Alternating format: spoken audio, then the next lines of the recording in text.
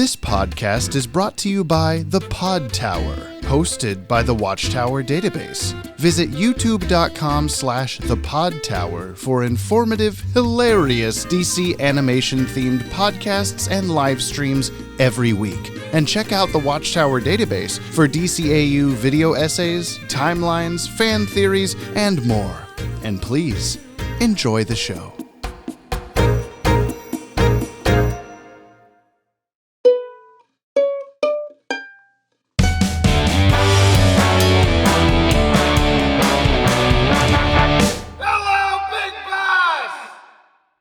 Three, two, one. 3, 2, 1, a baby's head hits the microphone. That's what we do every time. That's the signal. I was in the middle of telling Brian that yesterday I dropped off my ballot because I'm a good American. And I, that's the national anthem, actually. It should be. There was a UPS truck parked in front of the ballot box and a car parked behind it with its hazards on. And I thought, oh, does UPS pick up all the ballots? That doesn't seem right, but I'll just sit here with my hazards on behind that car, I guess.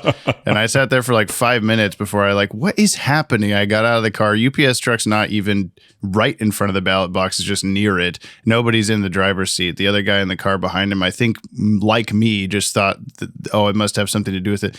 And so then I just walked up. And then I felt really dumb because I couldn't figure out how to put the fucking ballot in the ballot box because I was just like, how do I open this? Oh, maybe it's locked. Maybe the UPS guy is actually doing something. And then a car, as I'm walking away going, I'll just come back later. Another car drove up, parked right in front of the ballot box, pushed in to put the ballots in, which is how it works. There's a little what? mail slot that you have to push in to drop them in.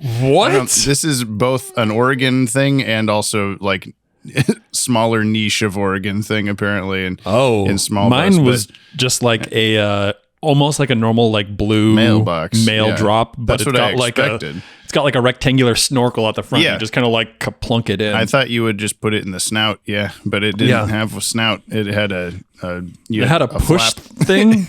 It had one of those pajama bottoms with the buttons in a 1920s drawing. But God bless America. This is what we've come to. Hey, land I love. I watched that person drive up, push it in, and then I just, while their window was down, I went, "Oh, you push it," and then they just drove away laughing as I walked up to put mine in. So yeah, democracy in action. Democracy. That's how it goes. Yeah. What's the thing you want? You wanted to introduce a new catchphrase that you've definitely. Oh well, now you're putting pressure on it. Mm-hmm. And I have not workshopped it, and you've come up with a perfect answer, and you know what it is. I do. Say. First, I say, greetings, babies, and welcome to episode 143 of Jump on the Bat-Wagon. I have a baby in my lap right now because he hears me talking to people on Zoom, and he's like, I must attend as well. Greetings, baby. Yeah. Greetings, he can't baby. Hear me. In James's lap. He can't. Would you like to say hello? Hello? Yeah. Hello. Okay, he's going to wear them real quick. Hello. Greetings, baby. Hello? That's not words. No, the first one was words. Aaron, what's your favorite word? Is it hello? Anti-disestablishmentarianism. He thought it was fun. I'm James from the Watchtower Database YouTube channel. And I'm Brian. That's Brian. And hope your brain's good. Is that the catchphrase? Brian, we need to workshop like a pro mental health catchphrase. We want to do a pro mental, especially because, like, I don't know, I'm stressed. Today's a day. My brain is stressed. James's brain and body are stressed. And I ate Greek food last night, and we're recording on election day, and it's just something else. It's just America. So we want to be here. We are here. We are here for your entertainment and your stupid mental health. Is that it? Yeah. Is that it? Yeah. We are here for your entertainment and your stupid mental health. We do push-ups for our stupid mental health and your entertainment. I think you just used what I already wrote. Damn it, you're right. Months ago. Then we need another. We just fold that in. We are. I don't know. Someone give me a better idea. We want to pro mental health. Us intro. equals plus comment below or whatever. Division checkmark sign. What is that called? The big check mark that you do division with? Or no, that's a square root. No. That's a square root. Yeah, it's a square root. Anyway, division's just the, like, that guy. This shape. Oh, yeah, it's just a right angle or whatever. Yeah. Although I don't think they use that anymore. I think we're too old. I'm here to show Brian the entire DC animated universe from start to finish for the very first time in the controversial stupid mental health order. So he may view these shows the way human beings experience. This is actually antithetical to mental health, I think, by watching them in this order. So he may view Mr. Freeze's story in the wrong order, the way human beings experienced it in the far gone days of the 1900s. At the time of this recording, 12:39 p.m. November 5th, 2024, New Batman Adventures is streaming on Max and available on DVD and Blu-ray. God, what do you think of those words? What are we going to do, man? What? I fucking look at my nail polishes chipping, and that's like, if anything else, what that is... What are we going to do? Those aren't even the names of my dogs anymore. What's happening? I'm racked with terror. Yeah, it's okay. Just think of how you felt 8 years ago. Jamie, it's the same. Can I tell a story? Sure. It was fairly early on in our working together career at Big Bus. And this was 2016. This was the year we met. Yeah. So November comes around, and you remember how the 2016 election goes on. And I was watching the results come in and feeling pretty bad. Yep. And was just like, I'm going to bed. I can't deal with it. And I felt really bad. And we were working in a very, very right-wing establishment. And surprisingly... the titular Big Bus. Yeah. Can you stop smashing your skull into the microphone, please? I know that that's what I want to do too. Yes, baby. That is what's going on here, listener. It is definitely the baby smashing his head willingly into the microphone. Aaron, please. I'm going to call CPS real quick. Anyway, so we go. I thought you were not the implication. I thought was what we were doing. Anyway, but so it's a bit. The day after election day, I wake up to the results. I get into work. All of the right-wing sales dudes are like high-fiving each other and being very disgusting. Yeah. And we also hate women. Yeah, pretty much. We don't see women as human beings, is what they said. Yeah. That's not much of an exaggeration of what they were saying. I don't know how to open an email. That is fact. And so Jamie, I think you usually beat me into work. You were there usually pretty early. Yeah. And I remember you just looking real rough around the edges. I have a Snapchat that I'm sure will come up in my memories if I check it from that day where it's just me sitting there with whatever popular sad pop song of the time, I don't remember. And then it just cuts to me pouring the largest like full glass of vodka that you get. And I'm like purposely like pressing in on the bottle to shoot it out faster. And it's getting everywhere. But I remember you drinking, I feel like most of that bottle of vodka, if not the whole thing. Oh, probably. I don't know. I probably died that night, and the rest has been a lovely nightmare. Yeah. Today we're watching the new Batman Adventures episode, Legends of the Dark Knight. And your prediction last week was Legends of the Hidden Temple. Yeah, Batman's origin story, Legends of the Hidden Temple. It's a combination where children put knee pads on Nickelodeon and they say, Bruce Wayne's parents were killed in an alleyway, and they get 200 points. I love that show. That's what this episode is. Great. This first aired Saturday, 10/10/98 at 8:30 a.m. on Kids WB, directly after our last episode, Nighttime. Just one right into the other. But we don't do that over here. This aired number 19 and was produced number 19. Where's the vodka? Get the vodka. America. Oh, he's doing it, folks. Yes, slurp, slurp, slurp. That's how I drink now. That's just the sounds I make when I drink. Is that cool? We stopped mentioning the dogs, so Brian has to act like one. Oh my God, stop touching the microphone, child, for God's sake. What he's given up. He's just lying at a 90-degree angle on my elbow. That looks comfortable. The story is by Robert Goodman and Bruce Timm. The writer is also Robert Goodman. The director is Dwayne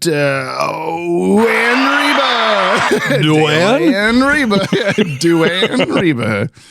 Music is by Shirley Walker and animation is by Coco/Dong Yang. Great. Head over to the link in the description to send us a Yoppie beverage and support the show. We'll give you a shout out in an upcoming episode and we'll plug your shit. We'll also do a push-up for every $1 to send us coffee for our stupid mental health and your entertainment. And our arm But the health. podcast is for their stupid mental health. Oh, okay. Do it. Well, send us coffee for our health and your stupid mental health.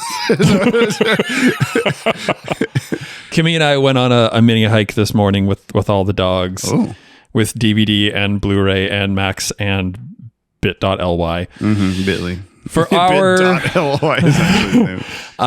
for our stupid mental health and a little bit of physical health. I'd like to go on a mini hike or a maxi hike. Let's do that on Thursday. And we're not gonna have time to. I wish. Damn it.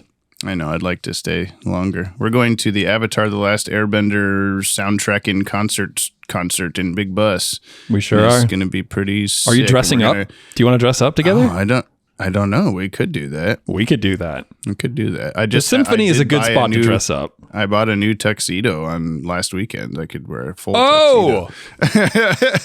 You have to match my style. I have an orange and electric blue, like cheetah print, like party shirt. I could wear that to match your tux. Is that what you're talking about? Do your Willy Wonka outfit. I could always do the Wonka outfit. Yeah. I'll wear a hat too. I don't know. We'll talk more about that. Okay. Today's Yoppie Bevs come to us from someone who I haven't opened the tab at all because I wasn't prepared. It is Trev and Bry. Oh. What? Is it not a You Brie? sent yourself your own shit. You can't do that. It says, love the pod. Keep it Yoppie broskies. Okay. Well, thank you. Is it Bry or Brie? Because I feel It's like B-R-I. yeah. So I don't know, it's Bry to me, but most people like see that and think Brie. It's Brie. Brie? Trev and Brie. Let's do that. Let's do Bry, Brie are gone. It's just Brie now. Brie. I love Can I that. do like baby lifts? Can I just lift a baby up and You down? can lift a baby. What do I do? Dog lifts. Go lift a dog. Bring a dog in here. Okay. Max, wait, how much does your son weigh? I have no idea. Okay. I don't feel like this is going to be fair, but how many are we doing? It's only 5. Max, come here. Good boy. Do you want to be lifted in the air stay? 5 times? No. Oh my God, he's 90 pounds. Okay, we ready? Okay, I'm going to do my 1, 2, 3, 4, 5. Wheezes. Thank you, Maxie. Thank you. Again? Thank you. That was for our health and your entertainment. I can keep doing it while we finish up what we say here. Because he's like, again? And he's mad that I'm not doing it anymore. So, thanks, Trev and Brie. Thank you, Trev and Brie. Oh my God, this is hard to do while talking. And now we go watch Legends of Batman on Nickelodeon. Hooray. I got to give this dog a treat for me lifting him up like that. I don't think he's looking at me all confused. Can you say bye-bye? Bye-bye. Oh, he gave a kiss. My God. Aaron, I don't think about you that way. It was to Brie. Oh, okay. See?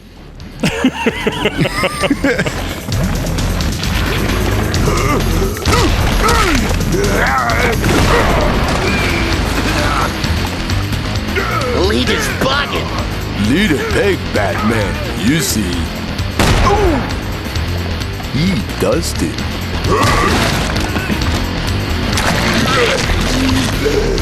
You don't get it, son.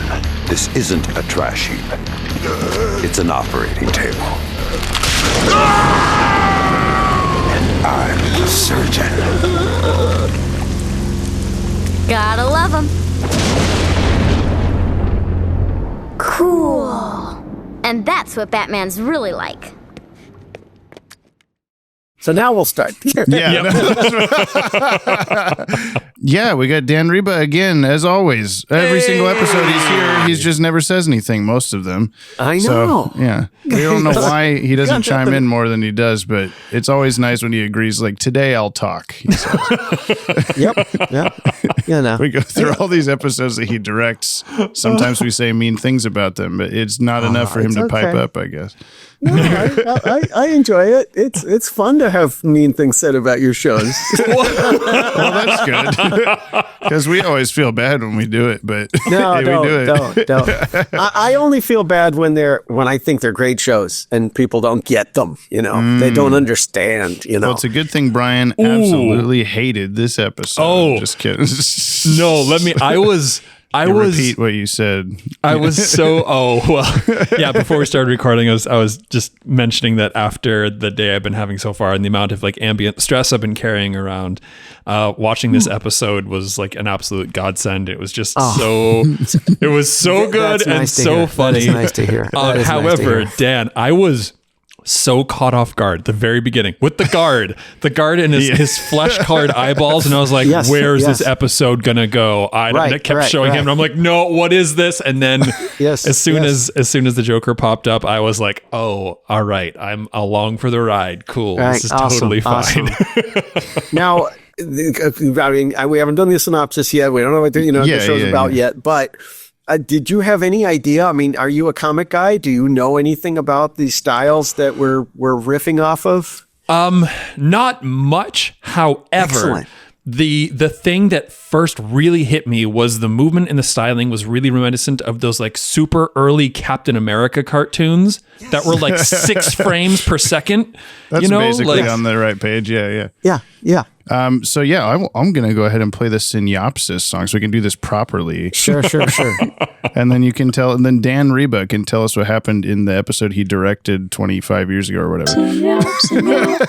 If you're wondering, Synyop, what you just watched, Synyop, take a listen to the synopsis, the short summary, which is sometimes kind of long. I don't think I've ever seen a guest not dance along to that song with a smile on their face. So good, yeah. I don't know if I can match that now. It's like whenever I say it's going to be a letdown. Disagree. It's going to be like, and then this thing happens. I mean, that's always what it is. That's how we do it. Yeah, it is. You just got to be you. I do. I got to be me. So how we being? We the kids. They're the 3 kids hanging around outside of Gotham City. We open on an archaic machine that sold newspapers. There were phone booths in this episode. There are all sorts of stuff that we don't have anymore. So the kids see the newspaper headline about the arsonist, and they see a picture of Batman, which gets them all talking about Batman. One of them actually has a flashlight with a little bat signal in it that it's pretty cute. I want that to exist. By the way, I'm sure it does. Yeah. So the first kid tells the other ones that Batman is this mysterious creature with wings, and he just gets it all wrong. And he's thinking of the Man Bat. Actually, he's definitely thinking Man Bat. Absolutely. And one time I saw them fly over this blimp, and it was in 3D, and it was so cool. I really liked it. And he threw this guard out the window. He was there. That kid somehow at like 2 years old was on Leather Wings. Exactly. So, but then the other kids are like, shut him down. No, you're all wrong. You're full of gas. That ain't it. And the second kid starts telling the story about his uncle, who was a security guard at the Walker Music Center. Oh my God, I didn't put Surely that together. Brian can guess who this is. Oh, I'm failing at my job. Don't call me Shirley, but you can call her Shirley. That is her name, yeah. Yes. That museum set up in the perfect Dick Sprang style, who was the artist of the 50s Batman comics that I love so much. And so this kid who actually looks a little like the 50s Robin, also, the Dick Sprang Robin a little bit, starts telling the story about the music center and his guard uncle who hears the Joker make an announcement on the radio that's confusing. The music, what is it? The music is finished, I think is what. Something. Something like that. And then a Jack in the Box pops in, and the Joker's head pops out and gasses him, and he tries to flee, and he unlocks the door, and of course lets the Joker in because that's like, I don't know how he got the Jack in the Box in, but like the doggy door or something. Yeah, it was through the window. Yeah. That's it. So then the Joker starts damaging all he takes the priceless ukuleles, for crying out loud. They're priceless. they're 1 in a million. I loved all that. The like humongous flute or whatever. The signs were incredible. Exactly. The saxophones and the flutes. And yes, it's crazy. And the saxophone can somehow actually work when he blows through it also. Yeah. And of course there's a giant statue of Pagliacci, which is like the clown opera. Mm-hmm. And there is the manuscript from that opera, and he's gonna steal it because he's a clown, right?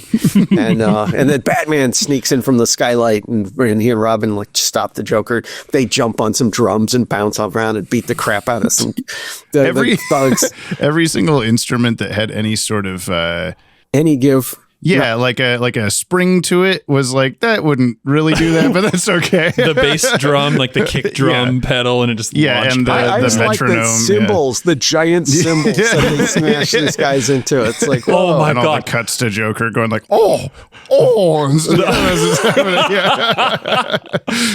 But nothing will beat the piano for me. I lost it.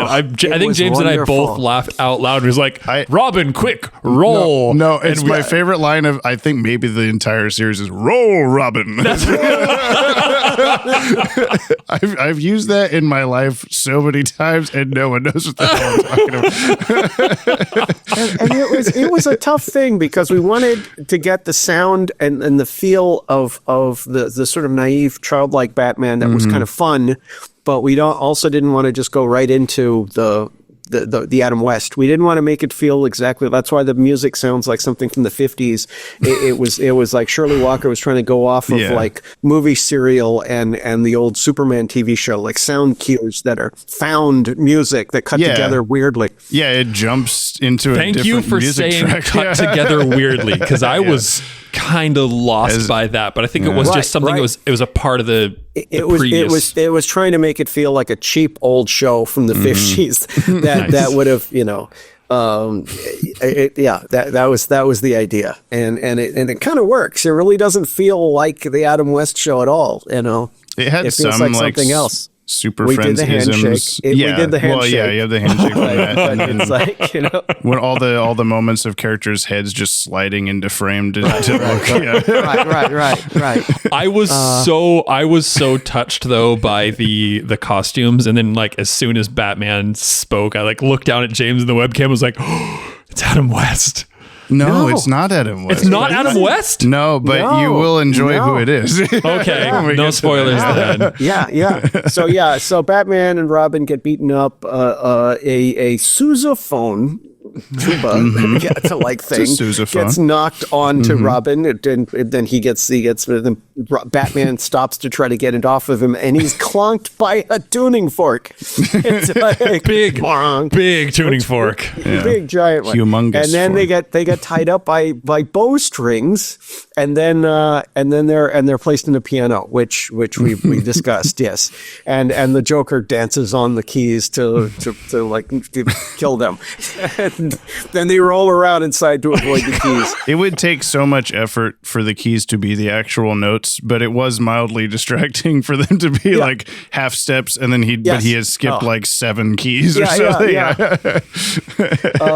And then Batman happens to have a small sort of chainsaw like device in his utility belt, and he saws off the bowstrings and whatever. We don't see them get away because they do it off camera, and then they knock the those guys should be dead. They fell so far. Oh my gosh! Yeah, 6 stories down from that piano. They just run away. Maybe they landed on some drums that we didn't see down there. Or something.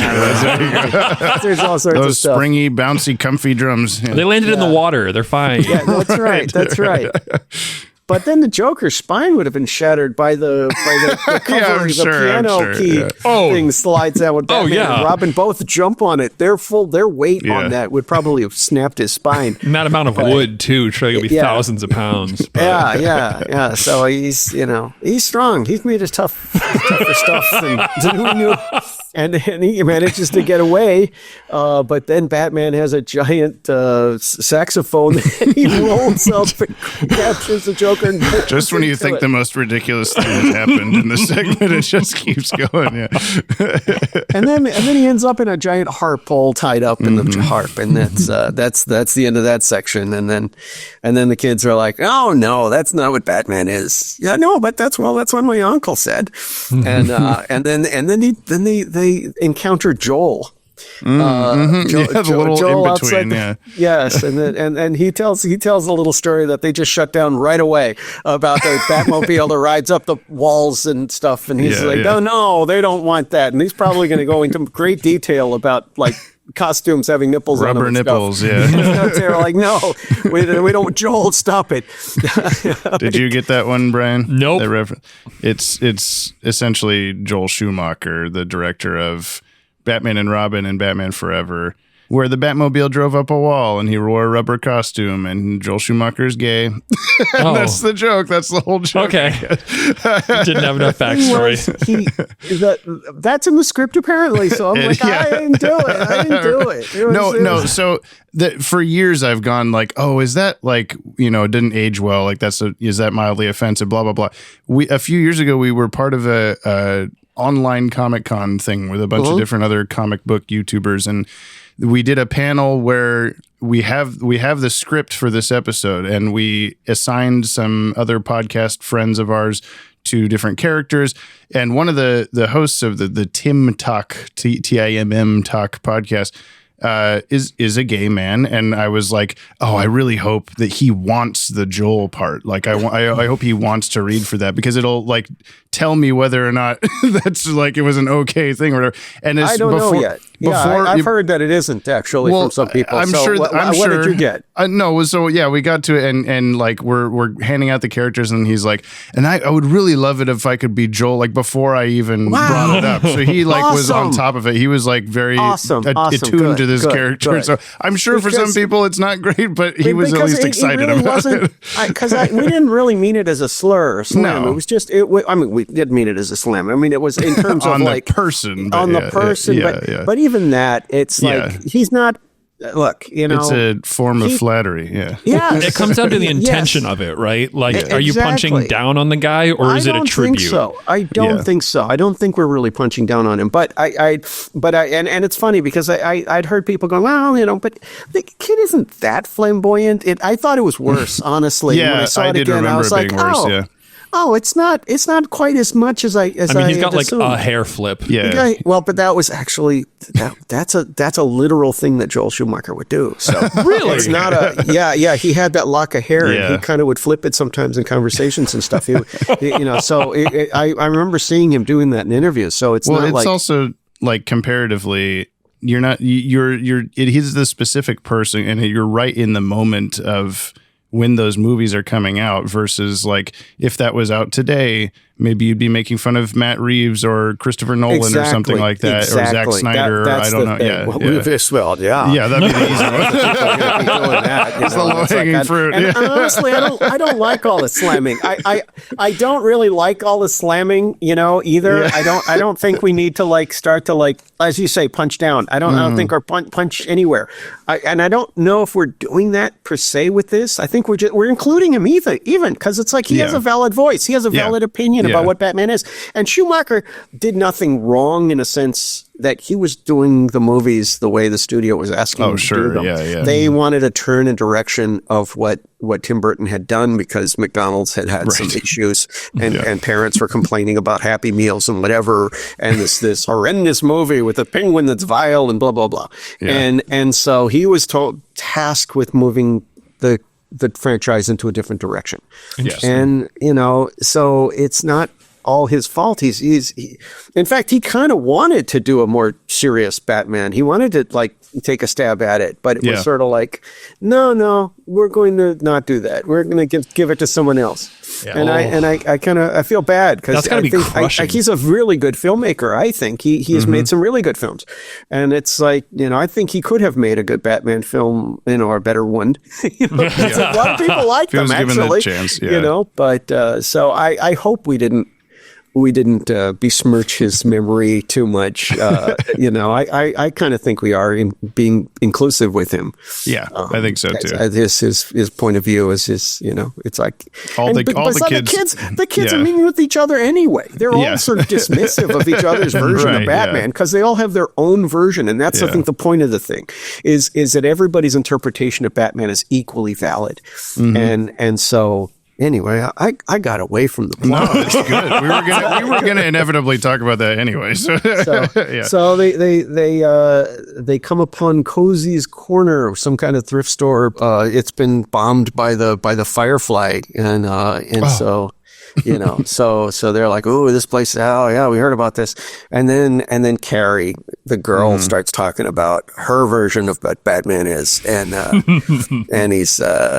he's dark and mysterious, and Robin's a girl. I love the way he says, he's really old, probably 50. Yeah. Because they're 12 or whatever. Yeah. Sure. I remember those days. I remember when 30 was old, and now I'm like, uh-oh. Yeah, we have to just keep pushing the bar. Yeah. Oh, I'm not kidding. No kidding. No, I remember when teenagers were scary, and I was little. Yeah. I was we have to stay away from those. Ago. They're crazy. Those people are crazy. We don't know what they're going to do. Those adults. Especially in the 60s. You're like, oh, teenagers are all, because all you hear are adults talking about teenagers, and you're like, no, these are bad people. Wow. Yeah, so 50 must be really bad. So she starts their story, and then we go into it, and Batman breaks through a wall, grabs the mutant leader that was accosting, well, not the mutant leader, a mutant, a gang member, and threatens him, removes his visor, and then I do love. Gets him close to the camera. Almost all the dialogue is lifted straight from that comic, but I always love the I'll do it, man. I swear, I do it. Yeah. Believe me. And then he comes down, just I believe you after he's knocked him out already. Yeah. And then we see the rally with the mutant leader, and it's this apocalyptic world. It's and just as he's whipping all his men into a frenzy, the Batmobile tank shows up and starts shooting rubber bullets into the crowd. And, oh my God, that whole rubber bullet thing! They're rubber bullets. That's from the comic too. So really? So this is straight from this is just looking from the comic. Yeah, this segment is literally chunks of The Dark Knight Returns. Yeah. Oh my God, that's amazing. And then the Carrie hops out of the tank. I don't know why she does that, but I don't know. It's just the thing to do. I'm leaving. Pelting guys with their little slingshots, and I'm probably doing more damage than the rubber bullets. She could probably kill somebody with those. And we'll shoot your eye out with that thing. And then the Batman confronts the mutant leader, and they have it out. They fight in a mud pond, and the mutant leader seems to have an edge on him. Drowns Batman in the mud. Robin hits him with some with her BBs, and then Batman slowly comes out of the mud and lets the mutant leader know that this isn't a mud pit or whatever. This is This is an operating table, and I'm the surgeon. Oh my God. And the mud like dripping off his face from the rain. It's so good. Yeah. Yes. That was also, we haven't mentioned for the like one person, Kimmy, who hasn't seen this. Like Batman is wider than he is tall. Yes. Like his arms are tree trunks. His legs are enormous. Big. Exactly. He's a humongous flute. He's a humongous flute. He really, he's just a plug. He's just this thing. It's like a square. He's actually a rectangle. He's not even a square. He's wider, yeah. And yes, and then of course with the lightning strike and apparently I would imagine that guy's back breaking off camera. We come out of the story and then the kids go into a theater and see and they think they see Batman flying over, but it's actually not what they thought. They follow who they think was Batman, so they want to get the real story. Like, let's see what Batman's really like. You kind of cheat with that whenever Firefly flies over and they think it's Batman. It looks like he's got like a Batman cape on, like you don't want to give it away yet. But it's just very like, is Superman still wearing the Batman costume from last episode? He just kept it. He likes to fly around in it. Well, I mean, we also make sure that the flying shots look very swingy. Yeah, you know, the action there's an arc to them that really implies that he's swinging. So that we joked about last time also with Superman was that when because nighttime was the last episode we watched, and we had a bit where he's trying to find the grapnel gun in his pocket, and Robin's like, it's over on the right. But we just had a joke that like if Superman's too flustered and he's like, screw it, like let's just go, and he just goes with his mouth and then just flies in the way that Batman might swing. Exactly. Just kind of So he's that's still what's doing happening that here. Yeah. So apparently there's some extortion. No, I don't know the deal that he's why he needs to burn this down. It's like some kind of insurance fraud thing or whatever. He's burning this theater down for cash because he needs, because an arsonist needs, they need money for their equipment. For fire. For fire. So the kid's apparently stuck in this place. He doesn't care. He tries to blow it up, and then Batman finds the kids and takes down the Firefly and manages to break a hole through the wall, and the kids can escape before it blows up. That was a narrow escape. It sure was. It sure was. There's too much smoke in the room. Firefly's burning Dan's house down in the moment. Oh my God. No, that reminded me of like Incredibles, where they're in the burning building and he has to like knock down a bunch of walls to get out, and it collapses, and he has the excuse when he gets home of like, the building was coming down anyway or whatever. And there's like Batman just going like, get the hell out of here, let me blow up this wall. It was coming down anyway. Like whatever. I was wondering how he was going to handle that, and having a combustive batarang to blow a hole in the side of the building is not what I thought he was going to go for. Right? Exactly. That was a tricky one. Yeah. Was that might be, Brian, to your memory, is it the first time you've seen the explosive batarangs? Mm-hmm. Has he used that before? Okay. Oh, cool. Those will be very common from here on out. Really? Yeah. Yeah. Oh. Yeah. A pretty go-to batarang genre. Yeah. Wow. I didn't know. I look at you. Look what you did. The original script might have had a different thing. I think. I'm not sure. We did have to come. We were having trouble staging some stuff for that last part. It was a little. It's definitely like the least dynamic. Not fleshed out, but just the least interesting. It's not stylized. Maybe. Yeah, exactly. It's not stylized. I mean, the rest of the show is like, that's the one thing about this one that I wish we could have like goosed that moment in those a little more, because the kids finally see Batman and they still kind of like, They still argue over what he is. We only saw him for 3 seconds. Yeah. Which is cool. Exactly. So they each saw their own version, you know? And that's what's kind of cool. Yeah, I never actually, like, as a kid, when I watched this episode, I would often just stop watching it after the Dark Knight Returns part. Like, I'm like, oh, the cool parts have happened, so I don't need, and I know he stops Firefly, that part doesn't matter. So, like, that ending chunk, I haven't seen as much at all. Right. And I don't think I ever actually really clued in. Like, this was my first time this is either because I was a kid or because I'm stupid now. But cluing into it that Batman both does like cool Frank Miller stuff when they see him for real, and he also says like some stupid quip when it's time to put you out, or sorry to put you out, or whatever. Exactly. Like he does everything that they imagined he would do. Exactly.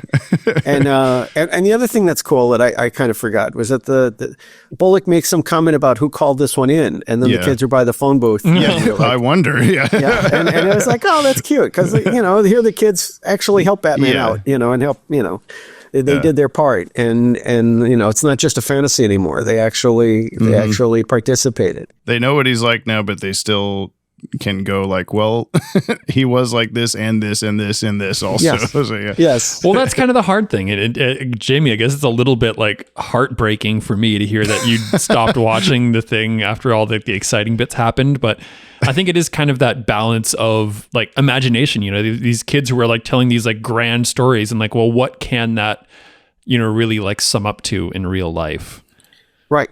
Which, it's always going to be a little bit more of a letdown. Like you can tell these grand stories with these limitless, the bat tanks and stuff like that. Yes. And exploding batarang, still pretty cool. Like comes in from the ceiling. Still pretty cool. But it is funny how when, there's the two like tall tales about Batman that are exaggerated in different directions that are probably, well, I guess the Frank Miller thing doesn't really make sense to have happened in a different version. The Music Center makes sense that maybe that actually happened, but the uncle just tells it really like a wild version of the story. Right. But either way, I like how both of them are so out there. And then whenever we cut back to the real world, we're still actually watching a Batman cartoon, but there's suddenly a sense of like, oh, they look like normal people again, even though they're definitely still like over stylizing, all this stuff. They have shadows again. It's weird. It's weird. Yeah.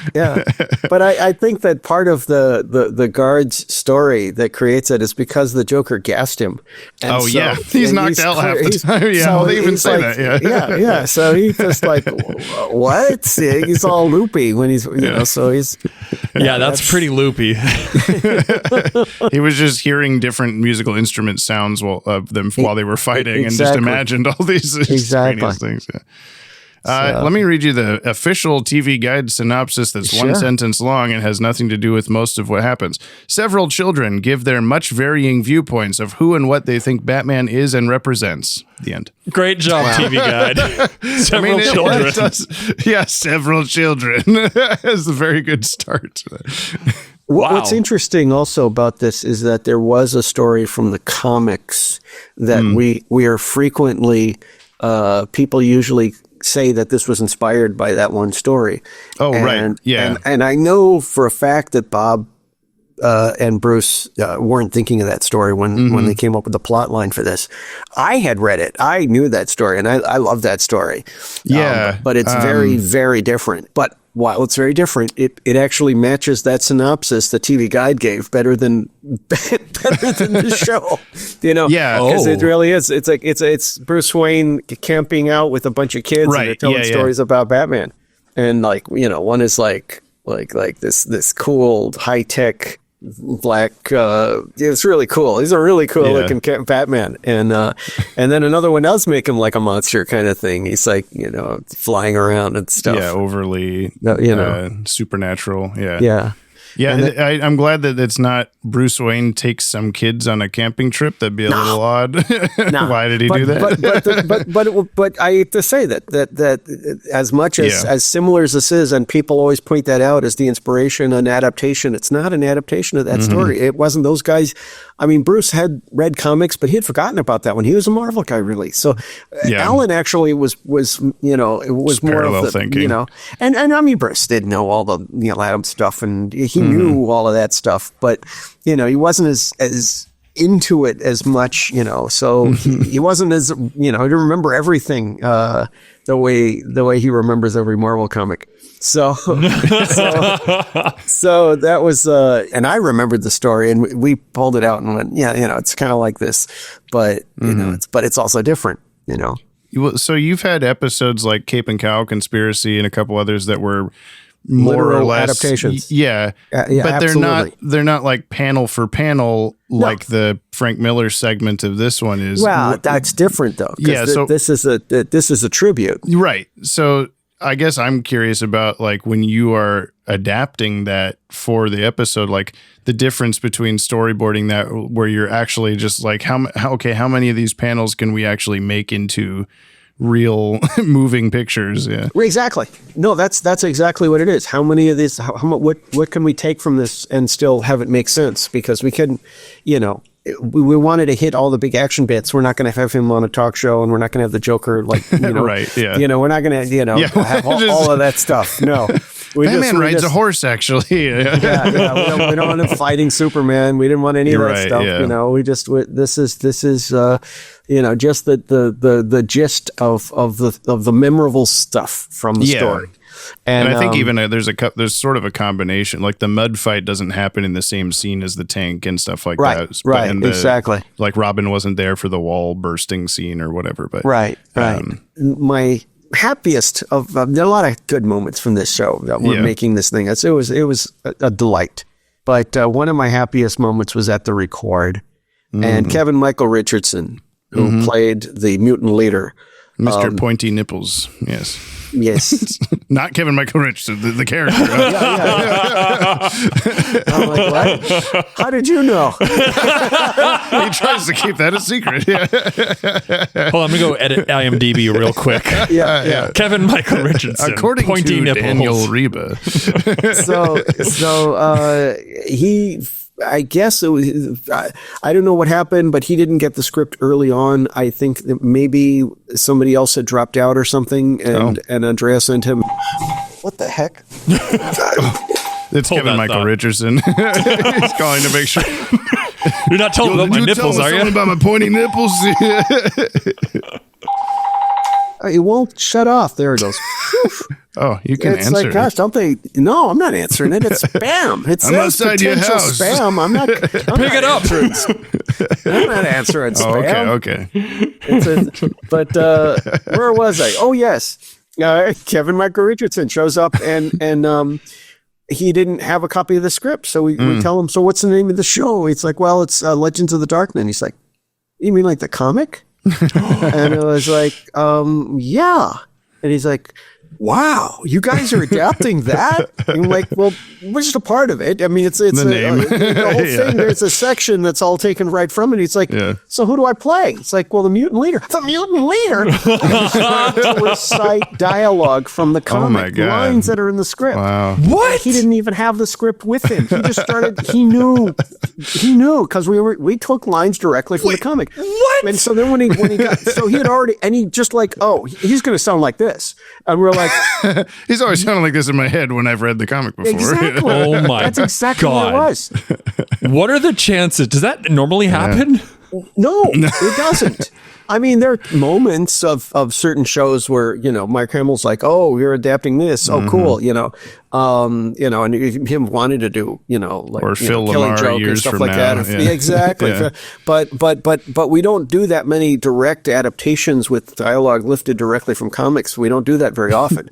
It was for a comic book fan like Kevin was, it was a dream come true, and it was so awesome. Cool to fulfill somebody's dream. You telling me I get to play the pointy nipple guy? Oh my God. I love that character.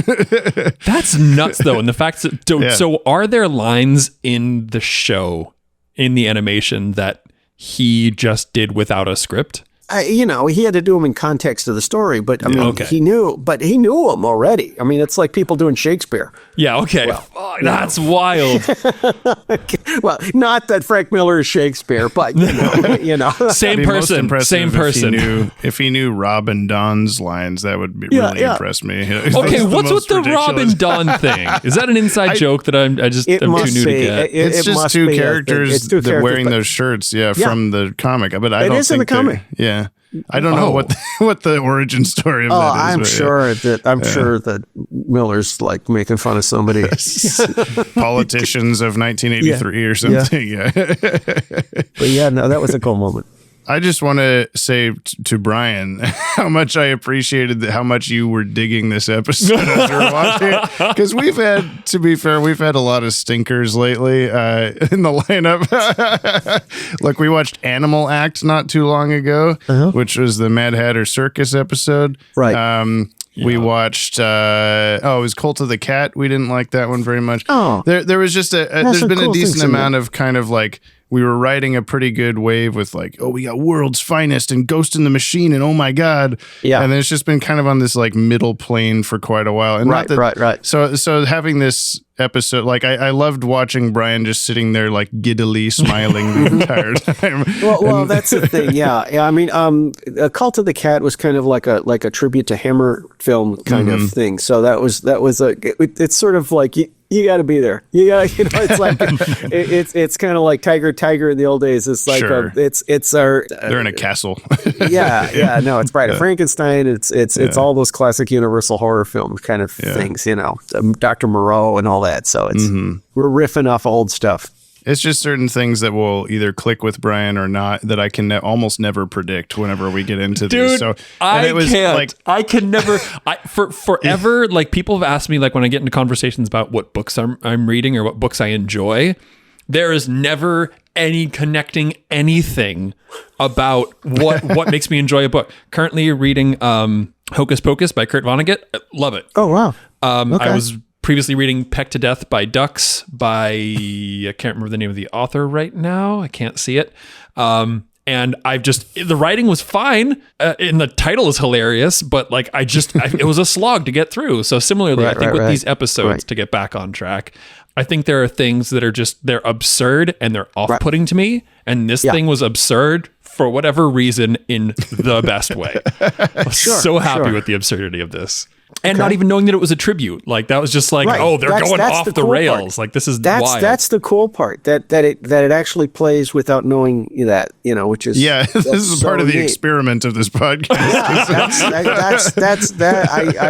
I'm so happy about that. That's so cool that it actually can play if you don't know this stuff. Because I mean, we assume that that we were on Saturday morning at the time. It wasn't like it's not like kids aren't watching the show. So you're like you don't know. Kids are going to pull out their Dick Sprang comics and go, wow, look at that. They're doing Dick Sprang. Frank Miller. Look at that Frank Miller.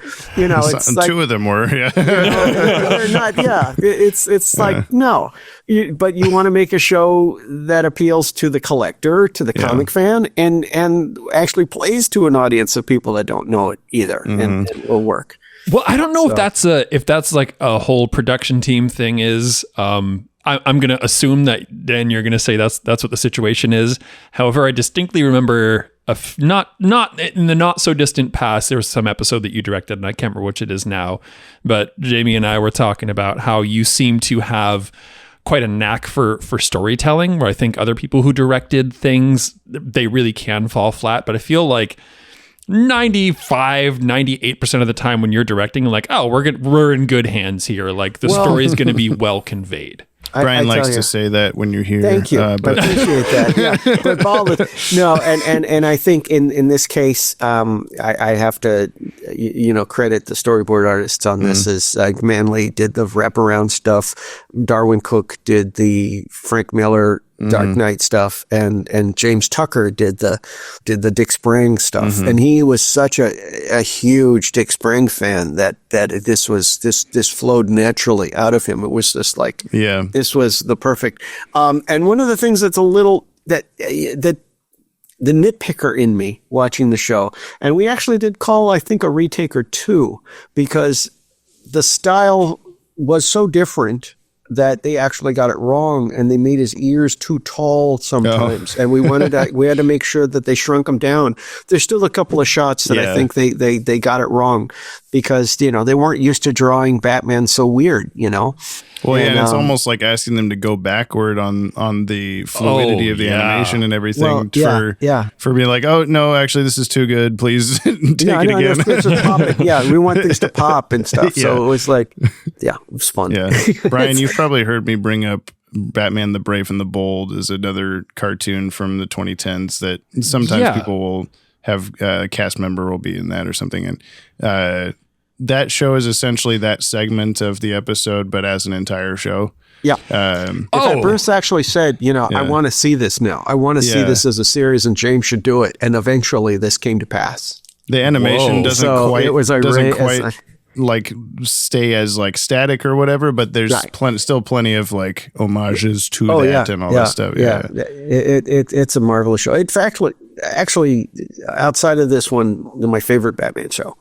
And in some ways I can enjoy it more because I didn't have anything to do with it. So I can sit back and I don't have to worry about what they didn't put wrong. Because even with this one, I quibble about animation issues, not like those intentional ones, but things, that it's like, oh, that's kind of clunky. And, I wish we'd composed this differently. And I wish that would have been and you kind of get away with it in that segment because maybe it's on purpose. Or Exactly. I was certainly none the wiser. And I noticed there was a lot of different perspectives and like really bold animation choices and like almost freeze frame actions from Joker or reactions. Right. Oh yeah. No, it was so cool. But it definitely, it was just a ridiculous experience in the best of ways.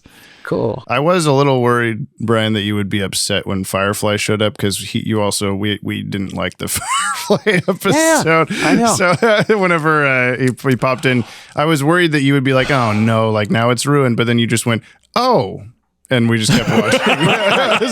Well, it didn't matter, right? Exactly. Like, I was like, he was chosen primarily because he has wings and he could be confused with Batman. I mean, it's not like I don't know if we have any Suddenly other. the Phantasm walks out. I reckon that would be too much backstory there. None of these kids must have been born when that movie was happening, or else they'd be like, I hear he throws cars across the street into buildings. I hear he murders gangsters in graveyards. I kind of loved how unimportant it was Firefly, to be honest, because it's just like the kids just like, it's Firefly. So I think I said when I said, because it's just like, cool. And there's going to be a little bit of a fight. And then there's the conclusion, the end. I mean, it's like we've telegraphed it from the very first shot because it's like the arson thing on the newspaper headline. So it's like no big surprise, but it's still, and whether it's like on purpose or not, it puts more focus on Batman when he shows up because it's like the most like whatever villain. Like I'm watching Batman. Yeah. My only beef, the fire was well animated. It looked great. It was really nice looking. But I kind of wish that the backgrounds had been brighter, that somehow there were times when we did fire episodes on Superman that really like we did some really cool lit backgrounds and cool shadows and neat things going on. And I think we had a problem because we also wanted Batman to come out of darkness and stuff. And there's fire all over the place. And so you got to kind of like, well, how you kind of lose what you're dark what fire part of the building. Yeah. So it's like it's like you got to kind of like pick your battles in terms of how you're going to play stuff off because Well, I'm gonna list the cast because there's quite a few and there's a lot of cool stuff that they're in. So I'm going to start at the top with the person that's in the episode the least is Kevin Conroy as Batman / Bruce Wayne. We have Gary Owens as 50s Batman. This is his only DCAU acting credit. Gary Why would he come Owens. Back? So I'm going to start from like least to most. Okay. He is the narrator or announcer in a ton of shows and movies over the years, including Dexter's Lab, Buzz Lightyear of Star Command, Muppets from Space, Garfield and Friends, Adventures of Sonic the Hedgehog, Dinosaurs, Captain Caveman, the Adam West Batman TV show, and Legends of the Superheroes, which was like a spin-off of that with Superman, or not Superman. Oh my gosh, who else was on that? Dan, you would know this. Stage Super Green Lantern, I think maybe Green Lantern, The Flash. Captain Marvel, Shazam, Right, Captain right. Marvel, Dr. Savannah, Sinestro. It's marvelous. Yeah. Black Canary, Hawkman. Oh I forgot Hawkman's costume. Something else. He's also Powdered Toast Man on Ren and Stimpy. That's right. Hell yeah. I included this just because Dan's here. He's the voice of Willie White in one episode of the Super Mario Bros. Super Show. Oh, I don't know so this cool. character at all, but Brian, you probably recognized his voice. He was Blue Falcon in the 1976 Dino Mutt show, and he's the original Space Ghost. Oh, so that's probably what clicks. That's what. hell yeah. Okay. Powdered Toast Man would be the first for me, but And the thing that killed me about the recording for this was that Tim Matheson, the voice of Johnny Quest, had done a voice for us on another show earlier. Yeah, I remember that happening and listing that, but I don't remember what it was. wait, is Johnny Quest one of the characters? Is he one of the kids?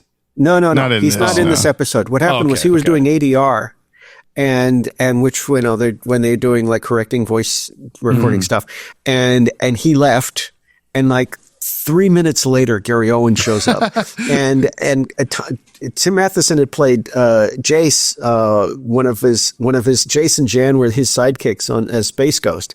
So it was like it would have been a Space Ghost reunion. had Gary Owen showed up early, or Tim Matheson hung out just a little bit longer. I was like, oh man, God. it was like I gotta see Jace and Jan in the same day, but not in the same room at the same time. Did they even know each other had been there? Like, were they aware of this? Well, I might have mentioned something to Gary Owens, like, oh, Tim Matheson was just here.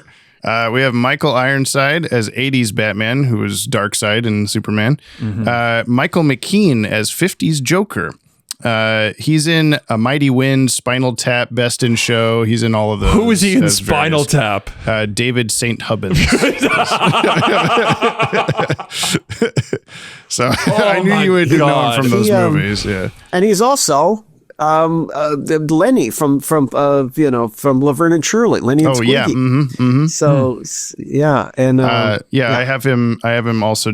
He was so many things that he's done. But I pared it down to he was also characters named Pinkerton, Earthflower, and Johnny Stitches in. Hey Arnold. He played Perry White in 3 episodes of Smallville, which I did not know this. And he's also married to Annette O'Toole, who played Martha Kent in Smallville and Lana Lang in Superman 3. So that's an interesting little. That's a whole family affair. I know. Yeah. And he was a very nice guy, and I remembered he had done a Vincent Price impersonation when he was on Saturday Night Live.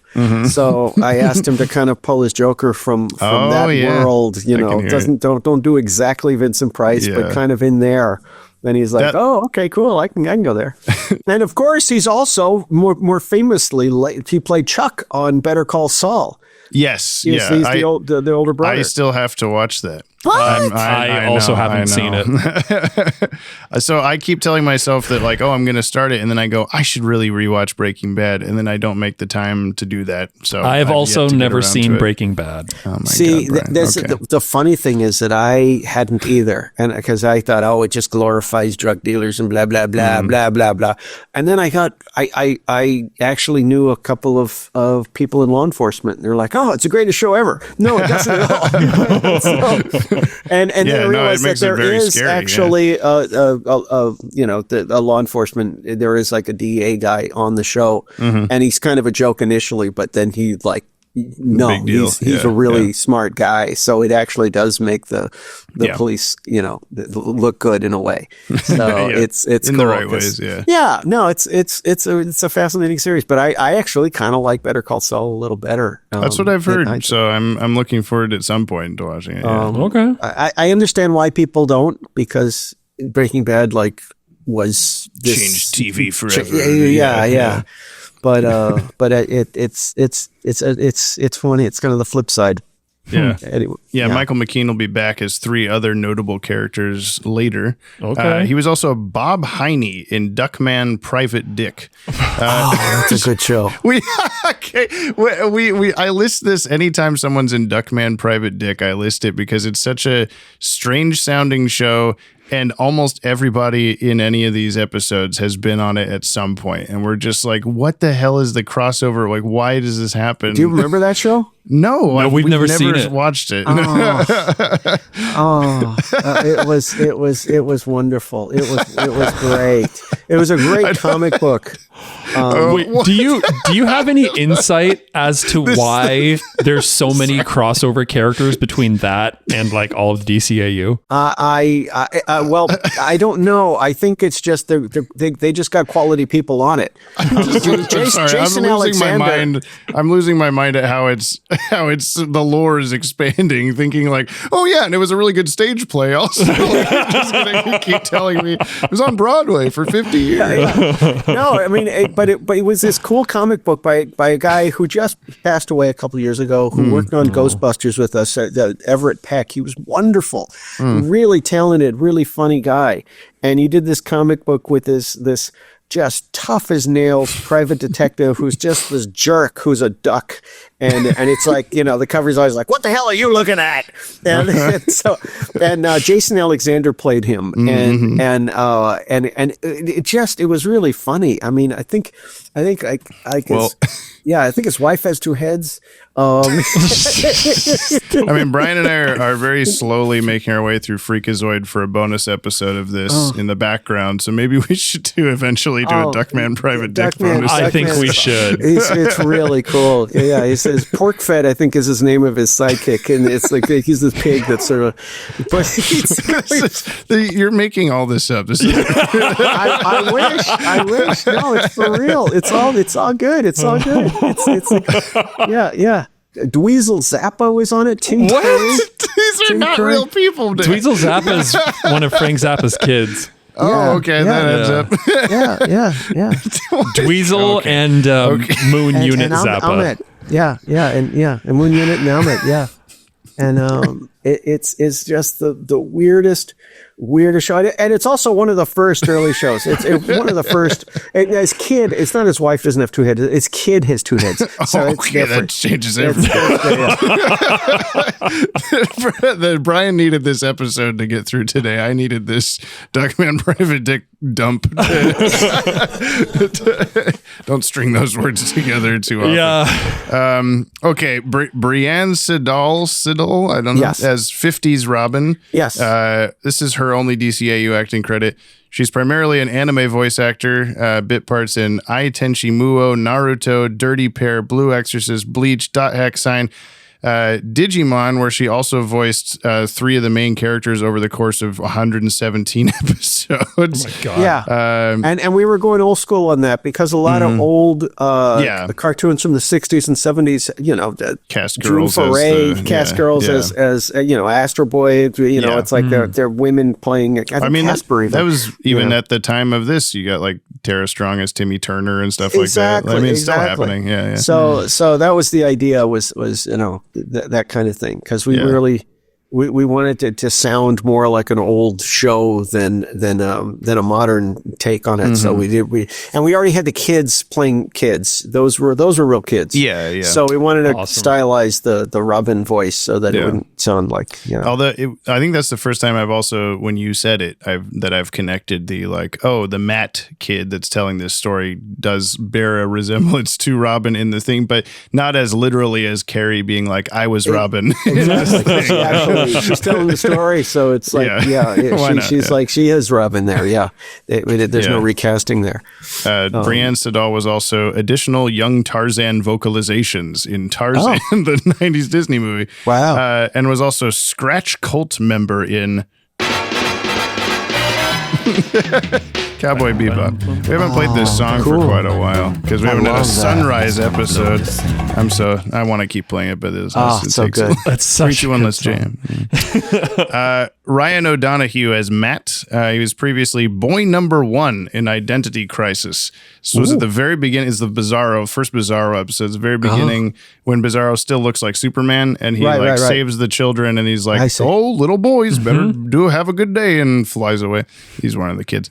Better drink your Ovaltine, Timmy. Yeah, pretty much. Andy McAfee as Carrie. This is her only DCAU acting credit. She plays Ashley A. in Recess. That's for Dylan Pollock.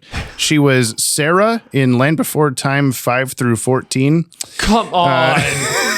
Just to make you mad every time and remind you there's 14 Land Before Time movies. Hate that. She was Phoebe, Helga's friend. Oh, yeah. Hey, Arnold. Wow. Miss Dory and Weecock in Shin-Chan. That was for you, Brian. And she's the older sister of Scott McAfee, who was the voice of Chris Carlisle in House and Garden, one of the two Poison Ivy children. Oh, those were scary. Yeah, spooky plant babies. Jeremy Foley as Nick. This is his only DCAU acting credit as well. Only ever acted in 21 other things. He's mostly known as the voice of Casper the Friendly Ghost in a bunch of Casper direct-to-videos and video games and stuff like that. Wow, interesting. So, yeah. Speaking of Casper. I know, we made that joke earlier. I'm like, we're coming up on it. Kevin Michael Richardson as Mutant Leader. He was previously Cop in Fun and Games and Al in Tools of the Trade. And he also I knew can tell the he lines. plays the cop here about the guy frying, it's like, oh, wait, that's Kevin Michael Richardson. There was someone else too that was like, oh, that's just one of the other guys. That just happens, well, there's 4 more. Okay. Mark Rolston as Firefly and Dawn, one of the two. I'm Dawn, I'm Rob. Okay. There's no Rob credit, so I don't know who Rob is. Oh, God, where is it? Nope, that's the wrong one. Robert Costanzo as Detective Harvey Bullock. Doing this with Dan here. When no one can hear us while we're recording, there's no embarrassment. But when Dan's here, it's like, what the hell are you doing? You just no, man, you got to lean into it. That's a great song. It is. Is that him? Yeah. So Danny DeVito voiced Phil in Hercules, the little goat man. Yes. Robert Costanzo voiced Phil in everything else except the movie. So all the video games, all of this. In Kingdom Hearts, that's the thing that he says when you're fighting the Hydra is get up on the Hydra's back, just over and over and over. So there's a remix that we've downloaded. That's brilliant. We play every time that we announce it. He is a hoot. I love Bobby Costanza is just the greatest. We had a conversation. I don't know how many years ago. 15 years we doing this podcast now, Jamie? Yeah, absolutely. But it was, I don't know, I got really into like a Bullock kick for a while, and I was like, I should just get a Bullock tattoo. Still considering it. Still waiting on him to do it. Yeah.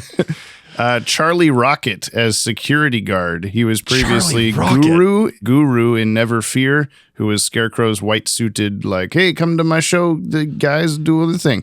And Frederick Fournier in Mean Seasons, who was one of the people that Calendar Girl kidnapped. Okay. Last is Philip Van Dyke as Joel, the little Joel Schumacher kid.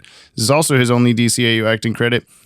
He plays young Johnny in the 1994 Roger Corman Fantastic Four movie, which was kind of cool. Wow, cool. Johnny Storm, yeah. He is Luke in Halloween Town and Halloween Town 2. Was his like big thing. That happened in this area. Right? St. Helens? Yeah. And he's also Ludwig, Sandy, and Boy with Bucket in. So there's a full Hey Arnold cast. Yeah, Got it. Were you waiting on me to say someone else, Dan? Did I miss somebody? No, it's just the Charlie Rocket, Charles Rocket, you kind of like sidestep. If we have someone that we've had already, I just go like, oh yeah, and this guy, he was previously this. What was there something that you was famous for being on Saturday Night Live for one season. Yes. You know what it I don't know why only one season, but maybe that's off the air. I don't know. No, I mean, he ad-libbed a bit on live television. And his ad lib included the F word. On Saturday Night Live, and so could have been worse, but I get it. So they axed everybody. It was the last show of the last season of that new crop after Lorne Michaels left, and they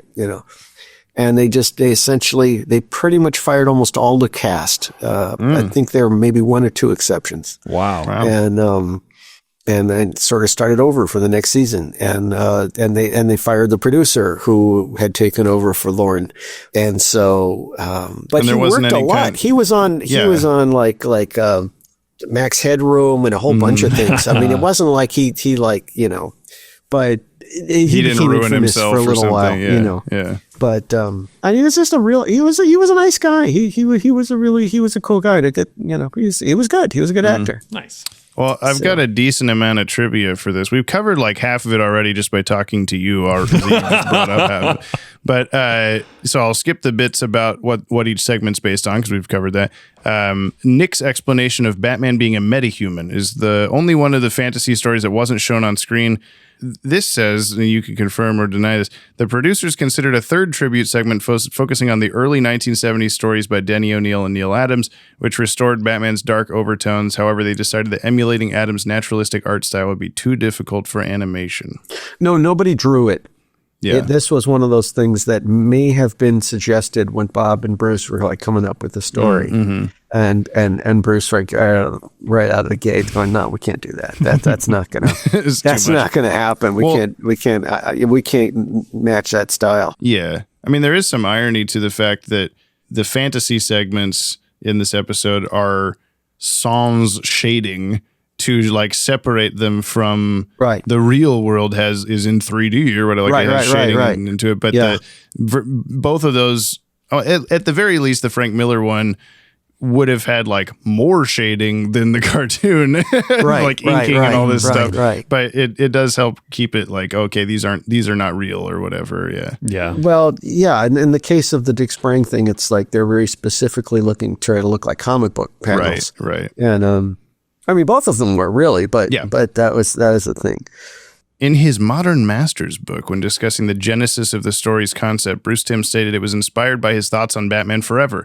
You kind of touched on this a little. I was just sitting around at home one day, and it just kind of came to me. I was thinking about how there's all these different versions of Batman, and they're all valid. But the Adam West show all the way up to the Dark Knight Returns and the movies, you may have a favorite version of your own, but they're all still Batman. You couldn't get any more different than the Dark Knight Returns and Adam West, so I just came up with the idea that if we did an anthology that showed the different extremes, it would be a lot of fun and a challenge, and we just took it from there.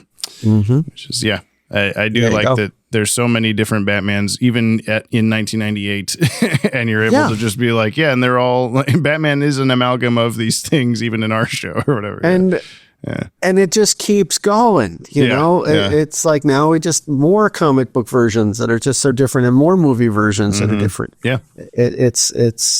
It just we still haven't had Batman ends. Goes to Space in a movie. I don't think so. Well, someday we'll get there. Originally, the production crew hadn't reached out to Frank Miller for approval on their homage. Bruce Timm said it was actually DC Comics president Paul Levitz who found out that we were doing the episode, and he said, "You'd better call Frank because they like to keep him happy." Sure enough, I had to make that phone call. And he was all for it. He was like, yeah, go for it. I'm curious to see how it's going to come out. That was his one stipulation. Just make sure I get a copy of it when you're done. Bruce Timm has stated Miller was enthusiastic about the portrayal of his work. He called back 3 times to talk to me about it. He was just raving. Every phone message that he left was longer than the previous one. That's cool. I mean, it'd been the first time that it would have been in motion. So, yeah. Well, what's neat is I got to see him at San Diego, like the Saturday morning it aired, and so he had seen it and was like ecstatic, and he was having lunch at with some outdoor place with Gary Groth from Fantagraphics, and Frank was just like, he'd heard I directed it, and you know, he just like, wow, oh my gosh, and he just gushed over it. It was so cool. What? That is cool. So it was very nice. He and Alan Moore both tend to kind of be like, oh, please don't like use my stuff. Like I don't want that to be touched and messed up and that kind of thing. So it's nice that he was on board with your adaptation of it. Yeah. Well, what's funny is that where I was at, again, probably the year before at San Diego with Alan and Paul Levitz, and Alan casually mentioned the show. And Paul was like, I'm like, no, you can't do this. He just like went white because they really didn't want to piss off Frank. They didn't want anything that could possibly, he was just, you know, they just didn't want any bad press. They didn't want him to like badmouth them and whatever. So it was interesting. I thought, wow, an artist has that much power over a company, and that if that only was, that happened more often, really. Yeah, I was like, I was like, wow, this is really cool. Yeah. And Alan's like, no. The Bruce kind of knows him, and blah blah blah. Don't worry about it. We'll work it out, and this will be fine. And so the calls were made, and whatever, everything was fine. But it had to. He had to sign off on that. He had to make sure that it was okay before we got started on it. Well, I mean, if he had any problem with it, he'd just be like, well, it's literally what you did. Like, I don't know what we could have done differently. No, and it's kind of cool that like another comic icon, Darwin Cook, did the storyboard for it. So, it's neat. Brian, you really liked the music of that segment also. We didn't really talk about that, but you said it was very like Nine Inch Nails adjacent. Yeah, it was just kind of that like 90s like pseudo-industrial kind of, which was like the music I was raised on, right? So I was like, yes. By the way, the actor who played Batman, not just Darkseid, and he was on V. Michael Ironside was on V. That Alien Invasion series, whatever. But he's the guy that I knew him first from a Canadian Cronenberg film called Scanners. Oh my God! Which was basically the X-Men kind of thing. And whoa, that's a blast like, from the past. So he's the guy that's blowing people's heads up. Dan, are you into Cronenberg films?